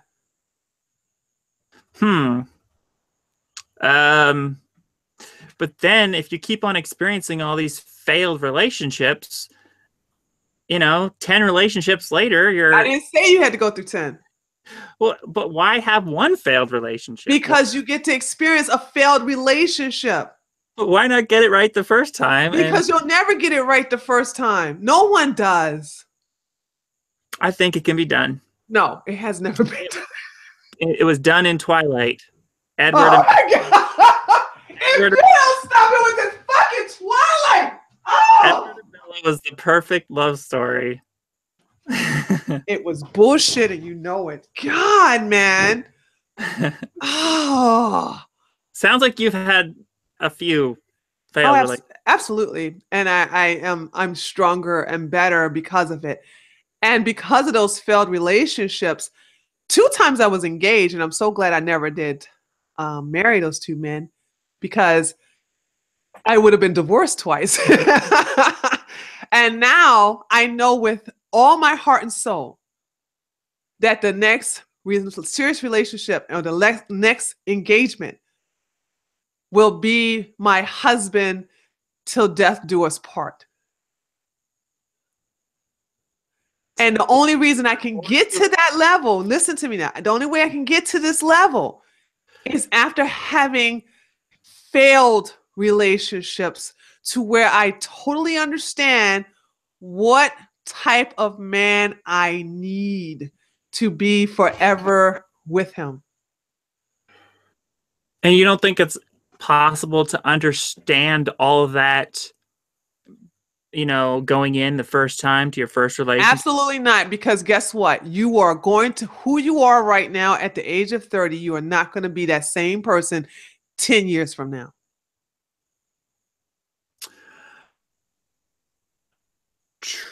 True, I guess. People change. We all change from the time we're born. Once we start getting into our mid 30s to our late 30s, we start to settle in to our set ways. We start to settle into who we are for the most part. You make a good point, and that's probably why people should wait until they're at least 30 before getting involved in any serious relationships. There's nothing wrong with getting the bad experiences out of the way so you can have a reference. Except for then the person, you know, you find your person, and then, you know, you could be contaminated with STDs because you had sex with this person. Oh, that failed relationship. And tell them to go take a drug and you're having to list off. Go get a test. Go get a STD test. If you think these people, I don't trust those STD tests. Why would I trust those tests? Why would you not trust an STD test? We know so little about STDs. Like, there are hundreds of, potentially thousands of STDs. We don't even know what they are, let alone how to test for them. These STDs could be causing chronic fatal illness 10, 20, 30 years later after you contract the STD. All right, Alex Jones. STDs have been linked to heart disease, Alzheimer's, cancer, you name it. Oh. So people think, oh yeah, I got my STD test. Meanwhile, they're a ticking time bomb. They're going to die. How do you know? They're going to die 10, 20, 30 years later. Citation needed. Okay. It's all over the place. I read health articles. This is real stuff. Hey, Alex Jones is right about a lot of stuff too. I knew you was a fan. Are you a conspiracy theorist at all? No way. You're not a 911 truther? No. I know, that's shocking to you, isn't it? No conspiracy theories. No. Hey, you believe in fluoride is bad for you, so that's not conspiracy. That's scientifically backed. Yeah, but the conspiracy comes from, why are they, if it's so bad for you, why are they purposefully, intentionally adding it to the water? Oh, that's kind of conspiracy. I don't deal with the why. I deal with the with the cause and effects. You know what I'm saying? Mm-hmm. I know. You are so funny with this. When you went on the STD rant, I wish you could have seen my face. Like, what? Hey, I think STDs and the whole sex thing is the most. Now I see why you want to wait till you get married before you have sex. Oh, yeah. I mean, it is serious business. I don't think people are taking this nearly serious enough. And I think if I could make one criticism of this generation of people, is like they do not care enough about. They don't take sex as a big deal enough. It's a huge deal. I come from the thought that you know, sex is like sacred. It's very, very important, and you shouldn't make light of it. It's like a big, big deal. And so if you're going to have sex with someone, you know, might as well pick the right person and be with them forever. Like, it is The a way big you're deal. going, you seem like you're trying to take the asexual route. That's what it seems like you're trying to do. You know? No, definitely not. I'm just being cautious and not You are ridiculous. Okay, this whole rant with the whole there's STDs that can't even be tested. Okay, then I guess you're the kind of person that's like condoms are gonna make you get STDs too. If you, because I'm saying to myself, if you're that concerned about STDs, then why not use? If you don't want to use latex, then why not use lambskin? And then you're gonna probably find something wrong with lambskin to protect yourself. But then again, it's is kind of this in some vain. kind of like what? Like Huh? bulletproof condom or something? What is a lambskin condom? Is that you Well, talking some like a some I've talked with some guys and they say no, latex is causes their penis to get cancer. I get all kinds of stuff, you know what I'm saying? yeah? And I go, okay, what about lambskin? Okay, and they'll go, well, I don't know. It's What from do they never fail, the lambskins? no, they fail sometimes. There's no such thing as 100% proof. You know that, right? That's what I'm saying. That's you make my argument for me. Sex is way too dangerous to be having it unless you're in a monogamous relationship for eternity. But you know, it goes beyond just the health risks of the STDs. It's just the thought of it. I don't want to have like if once I get married, I don't want to have memories of having had sex with this girl and that girl, and then What's that's wrong gross. with that? It's gross. I don't want all that baggage, all that history. Why I does don't that have to be baggage? I don't want to have to explain this to my Why do you have to future explain it? wife that oh yeah, my relationship with that girl failed and this girl failed and So like you want I'm make getting sure used you piece want of a woman meat. that doesn't have any failed relationships, and because you don't have any failed relationships, is that what you're saying? Yeah, Good luck absolutely. with that. Oh my god. Oh Yeah. my god. Have you ever had a spanking? Yeah, I used to get spanked. Yeah, I kind of figured that. Um, Yeah, like the punishment from my parents, right? yeah. Yeah. Yeah. Never, never Did had you a get spanked? never had a grown woman Of course spank. you got spanked. No, I didn't have a grown woman spanking. So you're talking about sexual spanking? No. No, I'm not Yeah, into that.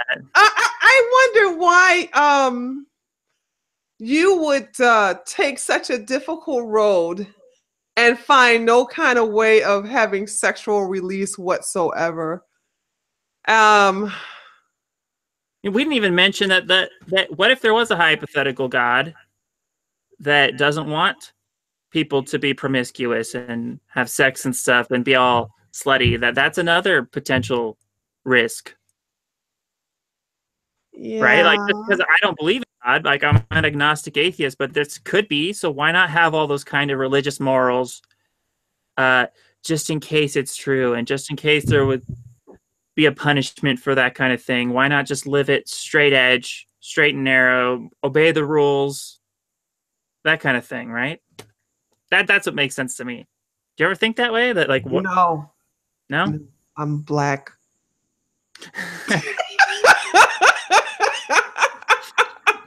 Well, when you were religious, did you obey all the rules of No, the? of course not. You No, no, no, no, no, no. I didn't read it at all. I didn't. didn't try to obey the Ten Commandments, Well, the and only time is when I wanted Jesus to kill my mom. I was the perfect Christian that week, but after that, not. I went back to fucking up. wow. What would you say is like your biggest vice? What's the biggest, most dangerous thing you do, or the worst habit, or something? Ooh. Um, You're like, I cannot say this. No. It's not about what I can't say. I'm trying to figure out what I'm trying to say, if I'm trying to be honest with myself and see if this is a vice or not. Because I wanted to say I tend to put myself sometimes. No, that's not a vice. That's not a vice. I don't know. I'm being honest here. I don't. There's nothing. I'm so serious. I can't think of one right now. That's really good. Because it means if you thought of one, you'd probably work on changing it. So I think it's a good sign. I mean, I think most of the best people are actually people who think they're really good. Yeah. And who say, I don't have vices. I think that's actually a really good sign. I don't take that as a bad thing at all. Yeah, I do, because I think everybody has a vice. I'm just trying to I'm very honest with myself, and I like other people to be honest with me. So I'm trying to figure out, like, I'm really thinking, like, I don't smoke, don't drink, don't do drugs. I'm not promiscuous. I don't do bad things to other people. I'm mean. You're mean?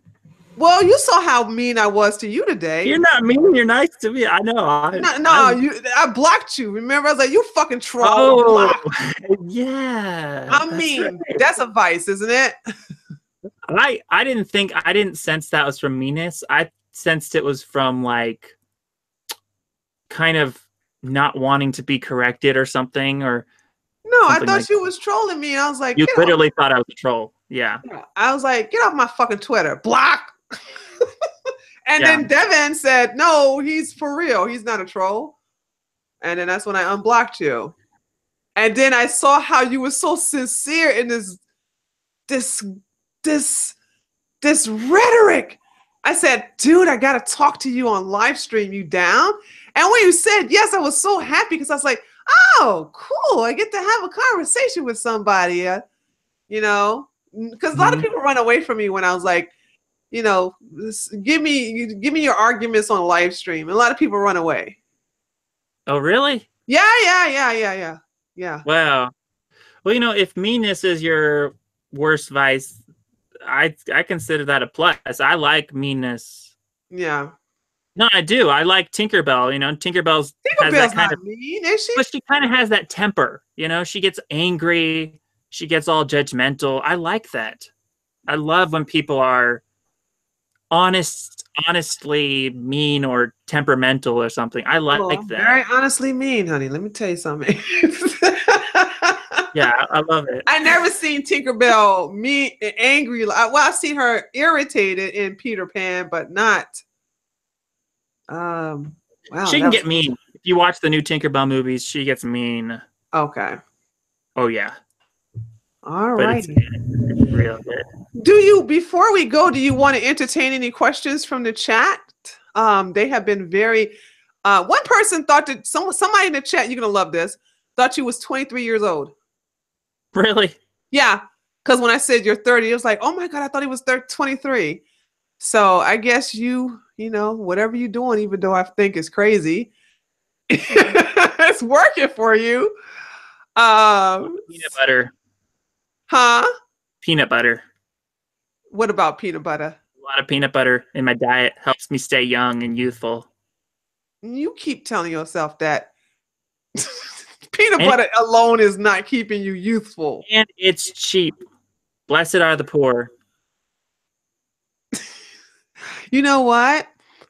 And if you're poor, which you're not, you need to work on, if you're trying to live forever, how are you going to financially support yourself in the future with the type of lifestyle that you're going to need to sustain eternal life? Well, who says that eternal life is expensive? I mean, it's not going to be for poor people. I'm telling you. You know how, hell, it's poor people can't afford to eat healthy. Come on, you know this is true. Actually, all these rich people who end up taking the first therapies, they're going to be cursed because they're going to be able to afford the first therapies, but they're going to be like lab rats and guinea pigs. And they're going to find out that a lot of these first therapies for the rich people, they're going to like die of cancer and mutations and all kinds of things. So it's actually when the therapies become available to the poor that the therapies will actually be perfected. It was and never going to happen. It has never happened. The poor have always been the guinea pigs, not the other way around. This is totally illustrated in history, and you know it. Hey, no, rich people have been cursed many times. Just look at it. Yeah. They are been cursed, but the poor has been taken advantage of as far as guinea pigs are concerned. The rich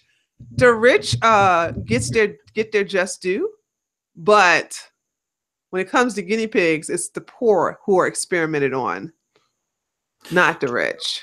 True. But like rich people, they're like so rich, they think they're just eating lobster all day and they're killing themselves with all these vices that they can afford. Yeah. That's their downfall. And poor people have to eat peanut butter. That's their subsistence when they get blessed.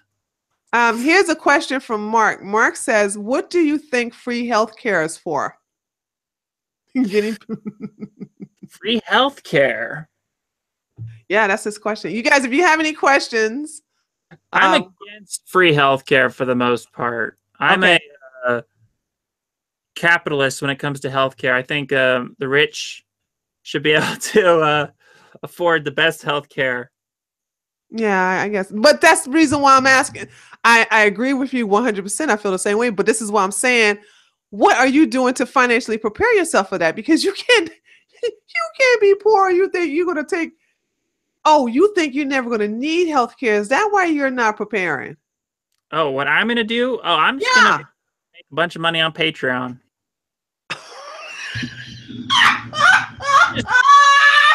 You watch my Patreon dollars. They're going to skyrocket. After this, especially I'd be surprised if I'm not up to $1,000 on Patreon a month by tomorrow. All right. Okay. Does Rowan have life insurance for Alcor cryonic preservation? If so, neuro or whole body? Do you understand this question? Yeah, he's talking about cryonics. There's a famous cryonics company called Alcor, and I don't support them. I don't endorse cryonics. I don't believe in cryonics, and no, I'm not funded. I don't think cryonics will work.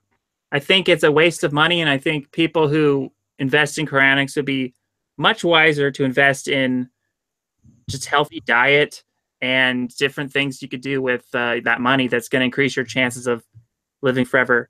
Much more than cryonics. Like, how about buying a ultra safe, bunker? How about getting some survival stuff, some food storage, some materials to prevent a pandemic flu if there was going to ever be a, apocalyptic. I'm into being a survivalist. That's not into cryonics. But, I think it would be better if there was a alternative to cryonics that would keep people alive kind of in a vegetative state where the blood is still pumping through their body. Do you know what cryonics is? No. So they're actually freezing people. They're freezing people's what Michael Jackson wanted done to himself? Yeah, some people say he wanted that done. Actually, Michael Jackson said, and I quote, "I never want to be buried. I want to live forever." So too bad. He was definitely into living forever, but Walt Disney actually supposedly wanted to be frozen, but Larry King does. A few other people, celebrities, but yeah, I'm not into that. Okay. Someone else asked, what are your policies on taxes? I watch Stefan Molyneux, and I think he's most correct as far as how taxes should be done. I think, for the most part, taxation is theft, and I think that You know, that's why I'm not like into socialized medicine. Like, who gets to decide what companies get subsidized? What medical companies get to have their medical care subsidized by the government? And then that's where corruption comes in. When you have all these companies, right, feeding on the government, parasiting off our tax dollars, and that's so I'm more in line with how Stefan Molyneux thinks about that. How about you?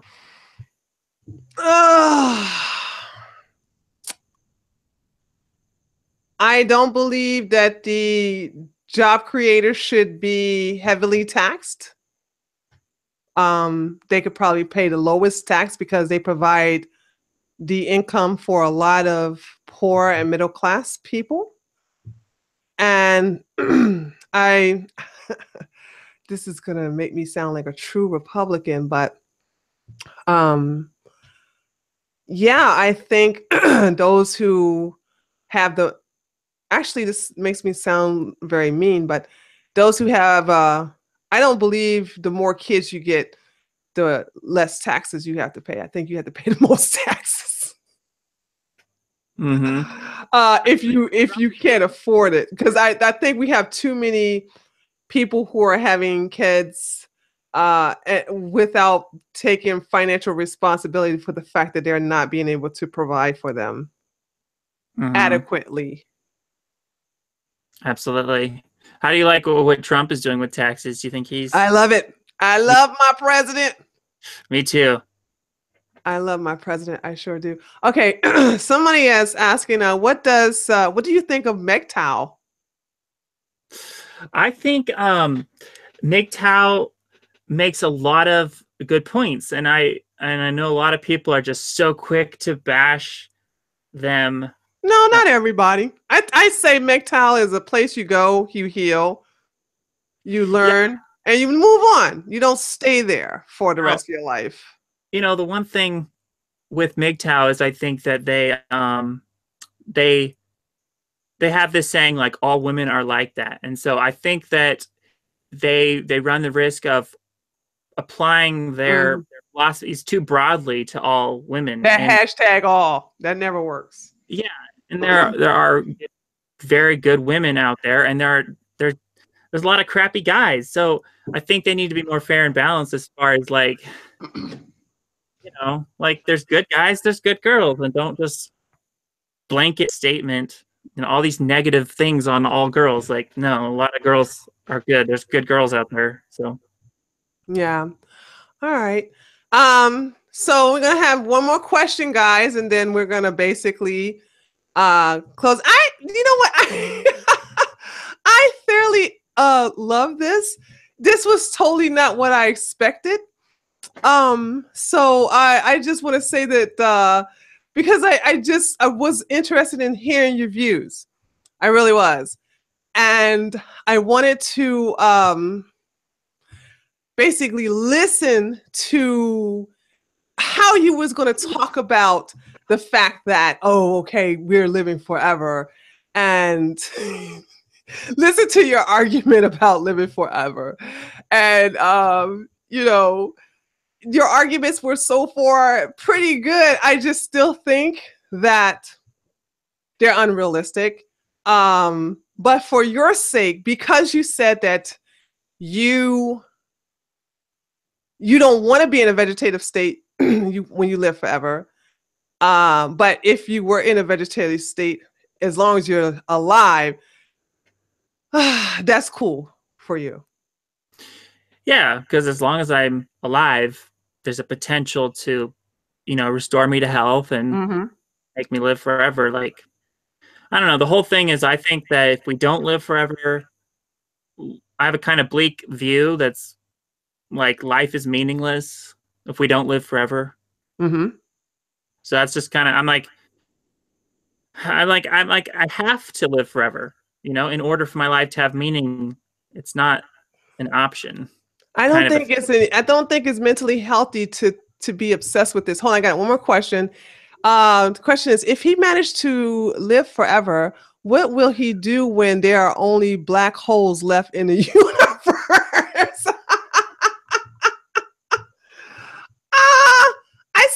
going with that, but what's your do you understand this question?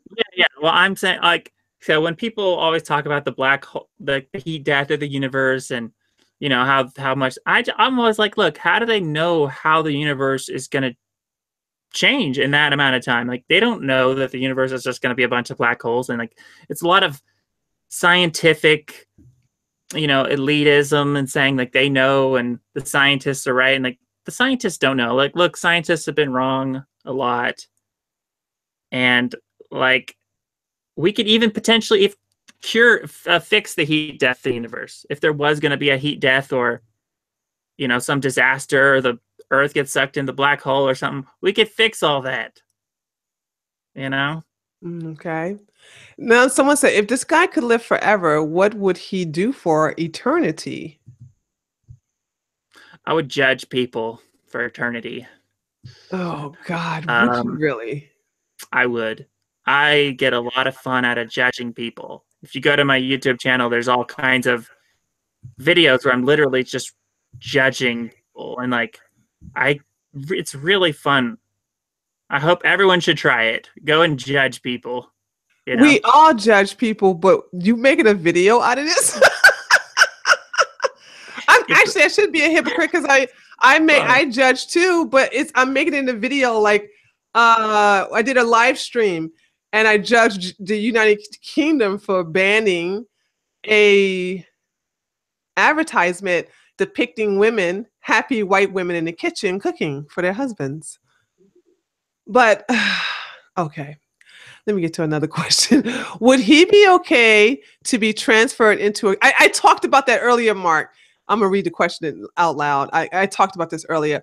Would he be okay to be transferred into a computer to live forever without physical body? I answered that. He answered it earlier, but go ahead and answer that again. What is the question again? Sorry. I'm sorry. Would he be okay to be transferred into a computer to live forever without a physical body? Oh, remember we talked about this earlier. If it was actually feasible, if my consciousness actually got preserved in that process of being transferred into the computer, I would be all for it. It'd be great. But the problem is I don't think that's realistic. I don't think my consciousness could actually be transferred. It would more like be the uploading process to a computer would be like a copy. I think that's so, and like I said earlier, for you to think that scientists are going to create a cure, as you call it, for death is unrealistic, but you think is realistic to you is unrealistic to me. But then when I put about our consciousness in a AI, you think that's unrealistic. Yeah, because like one has to do with transferring consciousness, and consciousness is so complex and so tied into our physical brain that to literally transfer it seems impossible. But the other one, like curing aging, just seems like more realistic to me because it seems like we're just a very advanced machine, like a very advanced robot. If you just go in there into the body and repair all the little damage as it's being done, why not? Why couldn't we just fix the machine as its damage is being accrued to it? Like that's just the way I see it. But speaking of judgment, who kind of people do you judge? I loved your judgment of Red Pill Black, by the way. Oh, that's just a little taste of how I judge people. I judge Black people for what they do to white people. I judge the alt-right for what they do to the Jews. Yes, I love that. Yeah. Is that what you and Devin were talking about? Like, well, see, Devin knows about at that time, way more about the alt-right than I did. And I couldn't understand their obsession with Jewish people. I just couldn't understand it. And Devin is pro-white, and I'm not saying it as a racial thing. He defends his race, which I totally admire. And I actually love him for that. Because I don't like white guilt, and I hate this white hatred, because I don't hate myself being Black. I never was raised that way, and I never will come to hate myself for being Black. So I can't understand this white self-hatred. But then to do to Jews what Blacks do to them seemed very hypocritical. I mean, I couldn't understand the hypocrisy. So he was educating me on that, and we end up talking about other things. But the purpose of that stream was strictly to understand, why would they do to the Jews what Blacks are doing to them? Yeah. And that was the purpose of that stream. Yeah. I think like everyone understands that maybe, yeah, sure, there's elite Jews in high places, you know, who are doing bad things. But the alt-right seems to be way too painting with broad brushes. Yes, they are. Demonizing all Jews, and it is sickening. And yeah. So I that's who I judge. I don't like injustice. So I also go after one of my judgment was against a pedophile. Now that it's been exposed by YouTube a long time ago, earlier this summer, I made a video about how YouTube is allowing this pedophile to do pro-pedophilia videos, you know, defending pedophilia. And so I judged the hell out of him, and I'm like, why am I given a strike for talking about, you know, Muslim terrorists, and this fool talks about how it's okay to have sex with toddlers and babies? Is this Amos Lee? No, not that fool. His name was Omni. Chad, help me out with the name. Omni 96, something like that. He's no longer on now. All of his channels have been deleted. But it was deleted after the exposure in the papers. But so many of us had reported him to YouTube, and YouTube heroes as well as the administration would do nothing about it. They left his channel up. And here we go. Omnipolitics. His name is Omnipolitics. And I found out he's been arrested, you know what I'm saying, for molestation already. So this is what I'm saying. It's like we're showing people, these dangerous people already on YouTube, and he's in jail right now. Okay? So this is something I hate. I don't like I'm the kind of woman who will go after the predator every time. I hate people who prey upon weaker people who won't fight back or who can't fight back.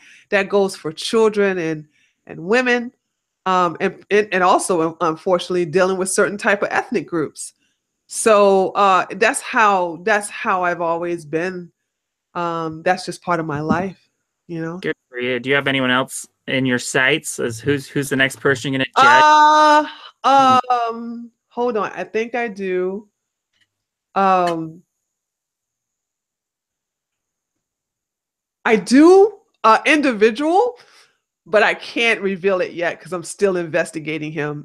I'm actually got see, what I do is if it's somebody I see doing some bad things, I take my time to investigate them. Like with Candace Owens, I know about her. Hence why she's afraid of me.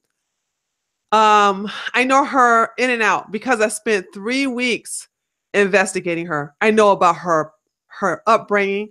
I know what her mama name, her daddy name. I know what her sister name. I know who her boyfriends were. I know everything about this con. And so when I came out and said there's nothing conservative about her, she's strictly an SJW. This site is going to be released. You know what I'm saying? And she is where she couldn't get funded from the left, she's going to get funded from the right. And I said that she's a fucking SJW, and everything I said came to light. Now she went back to her original name. She locked all the comment sections in her videos, and you know she stays out of the limelight to where she doesn't have to. She always go after white people who will handle her with kid gloves, and the reason why she's so good with white people is because she grew up in an upper middle class and gated community around nothing but white people. So she knows white people more than I do. I grew up in a black area. So I didn't start learning about white people until I graduated from college, you know. Mm-hmm. So she has a more of a advanced understanding than I could ever have. I was one of those white people that fell for her lies. It's understandable. Before seeing your video, I don't blame you. You know, she knows how to play that game, and I never tried to play that game because I'm a hard pill to swallow. I'm really too brass. So I guess you could say upfront and too too rough for a lot of I scare a lot of white people, but then I have a lot of white people who come to me because of that. You know what I'm saying? They love that about me, and they love that I go after people who are, you know, doing bad things to other people and that injustice. So they like that. So that's that. All right, guys, we're gonna give you one more question before we sign off. I said we're gonna do it till 9:30. Look like we headed up there too now. So while the chat gives me one more question, do you have any questions for me, Rowan? This has been very good. I enjoyed this a lot.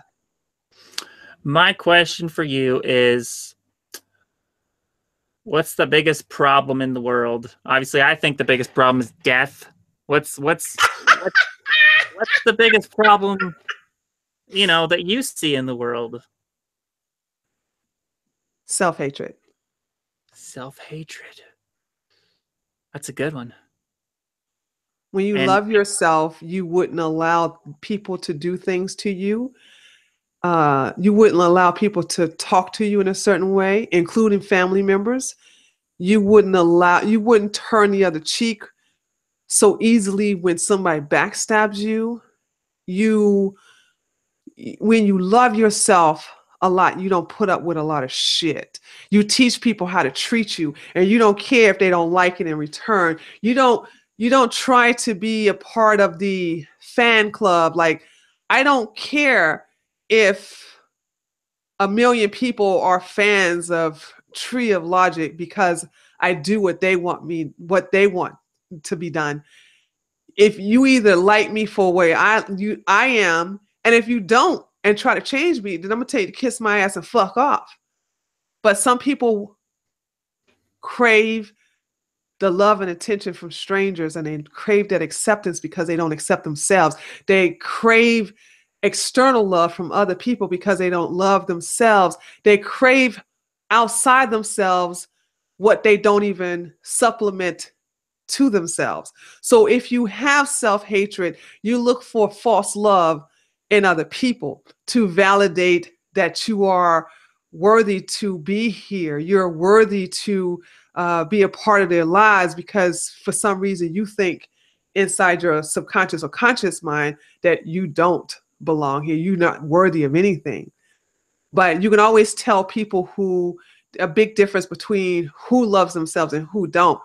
And when I see people allow others to mistreat them and be a doormat, like what the hell's going on in Germany right now?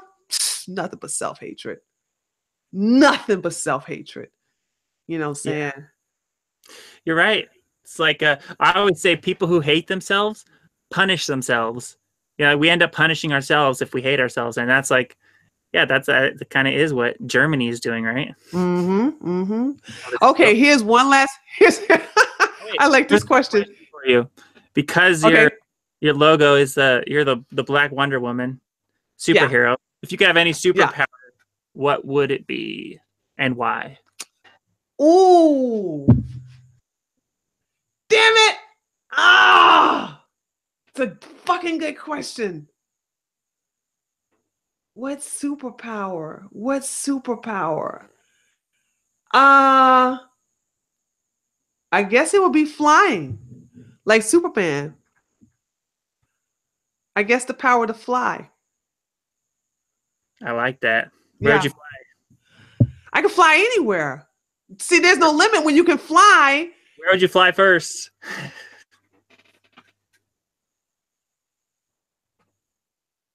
I think I would fly to Trinidad. Trinidad and Tobago. I would fly there. Why? Because I've heard of that island is so beautiful. The fruit is so delicious. You can pick it right off the tree. No GMO, no pesticides, all full of nutrients, especially from seaweed, vegetables. The warm caring of the Caribbean people, the smiles, the hugs, the laughter, and the beautiful waters. The waters where you can see at the bottom of the ocean and you can see the sea animals swimming below you in a clear boat if you have one. Wonderful. Yeah. That sounds fun. So here's the last question. Let me scroll up to get it. This was a very good question, actually. Let me see if I can find it. Hold on. Oh, here we go. The question is, doesn't he want to have white babies? Oh, the white babies question. Oh, gosh. Well, I would be open to it, if I found the right girl. But honestly, I'm not one of those people that's like, I don't need to have babies. Honestly, I know like I should want to have the white babies to help the white race survive, right? But I'm more concerned with like self-preservation than having babies. I can understand that. But I mean, I would be fine with having babies, I guess. Although it's kind of scary because I've always thought like, oh, having babies is like, how like things in nature, they tend to die right after they have babies. Yeah, but she's having the baby, not you. I know, but even the male, a lot of times the males, like right after they impregnate the girl or something, they die or something, or the praying mantis eats the babe. All right, Alex Jones. What connected with procreation in nature, I'm just saying. And so it's a little warning flag. It's a little scary. All right. The conspiracy theories are coming out now.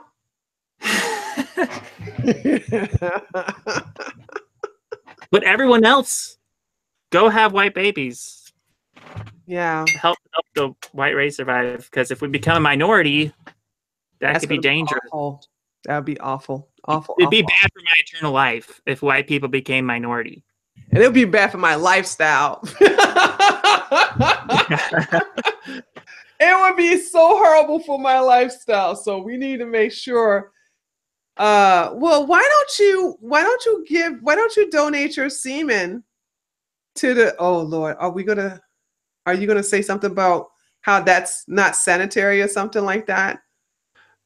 If I did that, like, what if my white babies grow up and they find out who I am and they have this weird... Here we go. I knew something was going to be wrong with that. Weird vendetta against me because I didn't father them, and they have this weird, and they want to go and kill me or something. My white babies. I could see that happening. It's freaky.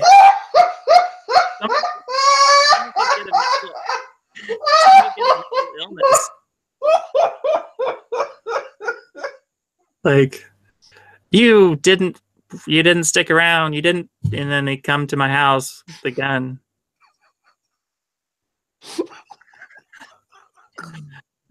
This is the best one-on-one stream I have ever had in my life.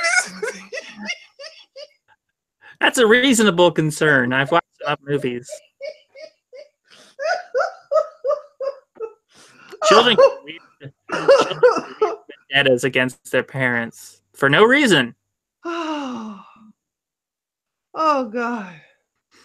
Oh. I mean, wouldn't that suck having a baby, having a child, and then they turn out to be like a They demon? don't give a crap. They just want to basically have a mommy and daddy to care. You are thinking too deep into this. They're not going to hunt you down and be angry at you for donating your semen. You are a sperm donor. You wasn't the one who impregnated their mother and left them. Oh my God. You just turned this into a conspiracy theory. Like, what the hell? Kids can turn rotten. Like, they might kill me just out of spite because, like, why would they kill their daddy who was actually responsible for their existence? Because because I want to live forever so much. White people don't think that way. Kids a lot of times rebel against their parents, and but you're not their parents. You are the sperm donor. My child could be the ultimate deathist. Just take me down. Lord of mercy. Okay. I deserve everything I receive for asking you that question in the first damn place. So that's my karma.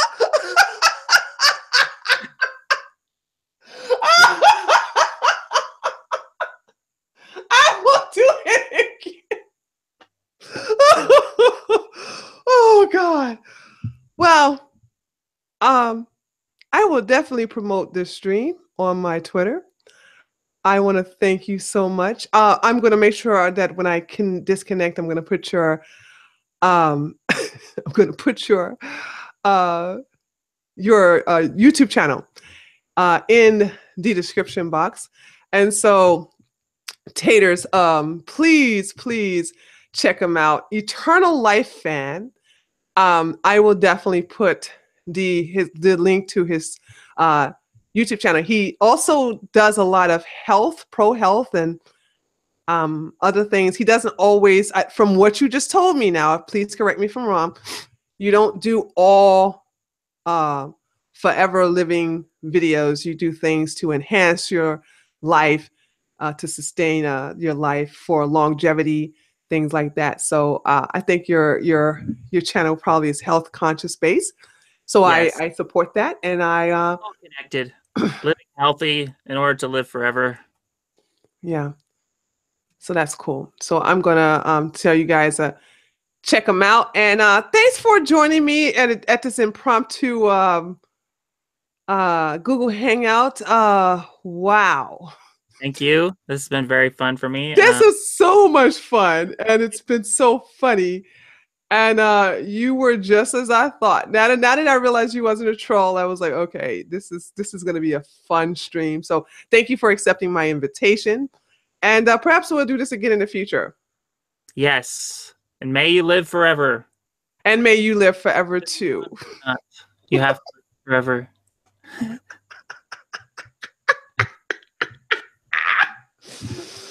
All right, guys. I will talk to you all later, Taters. Bye. Bye-bye.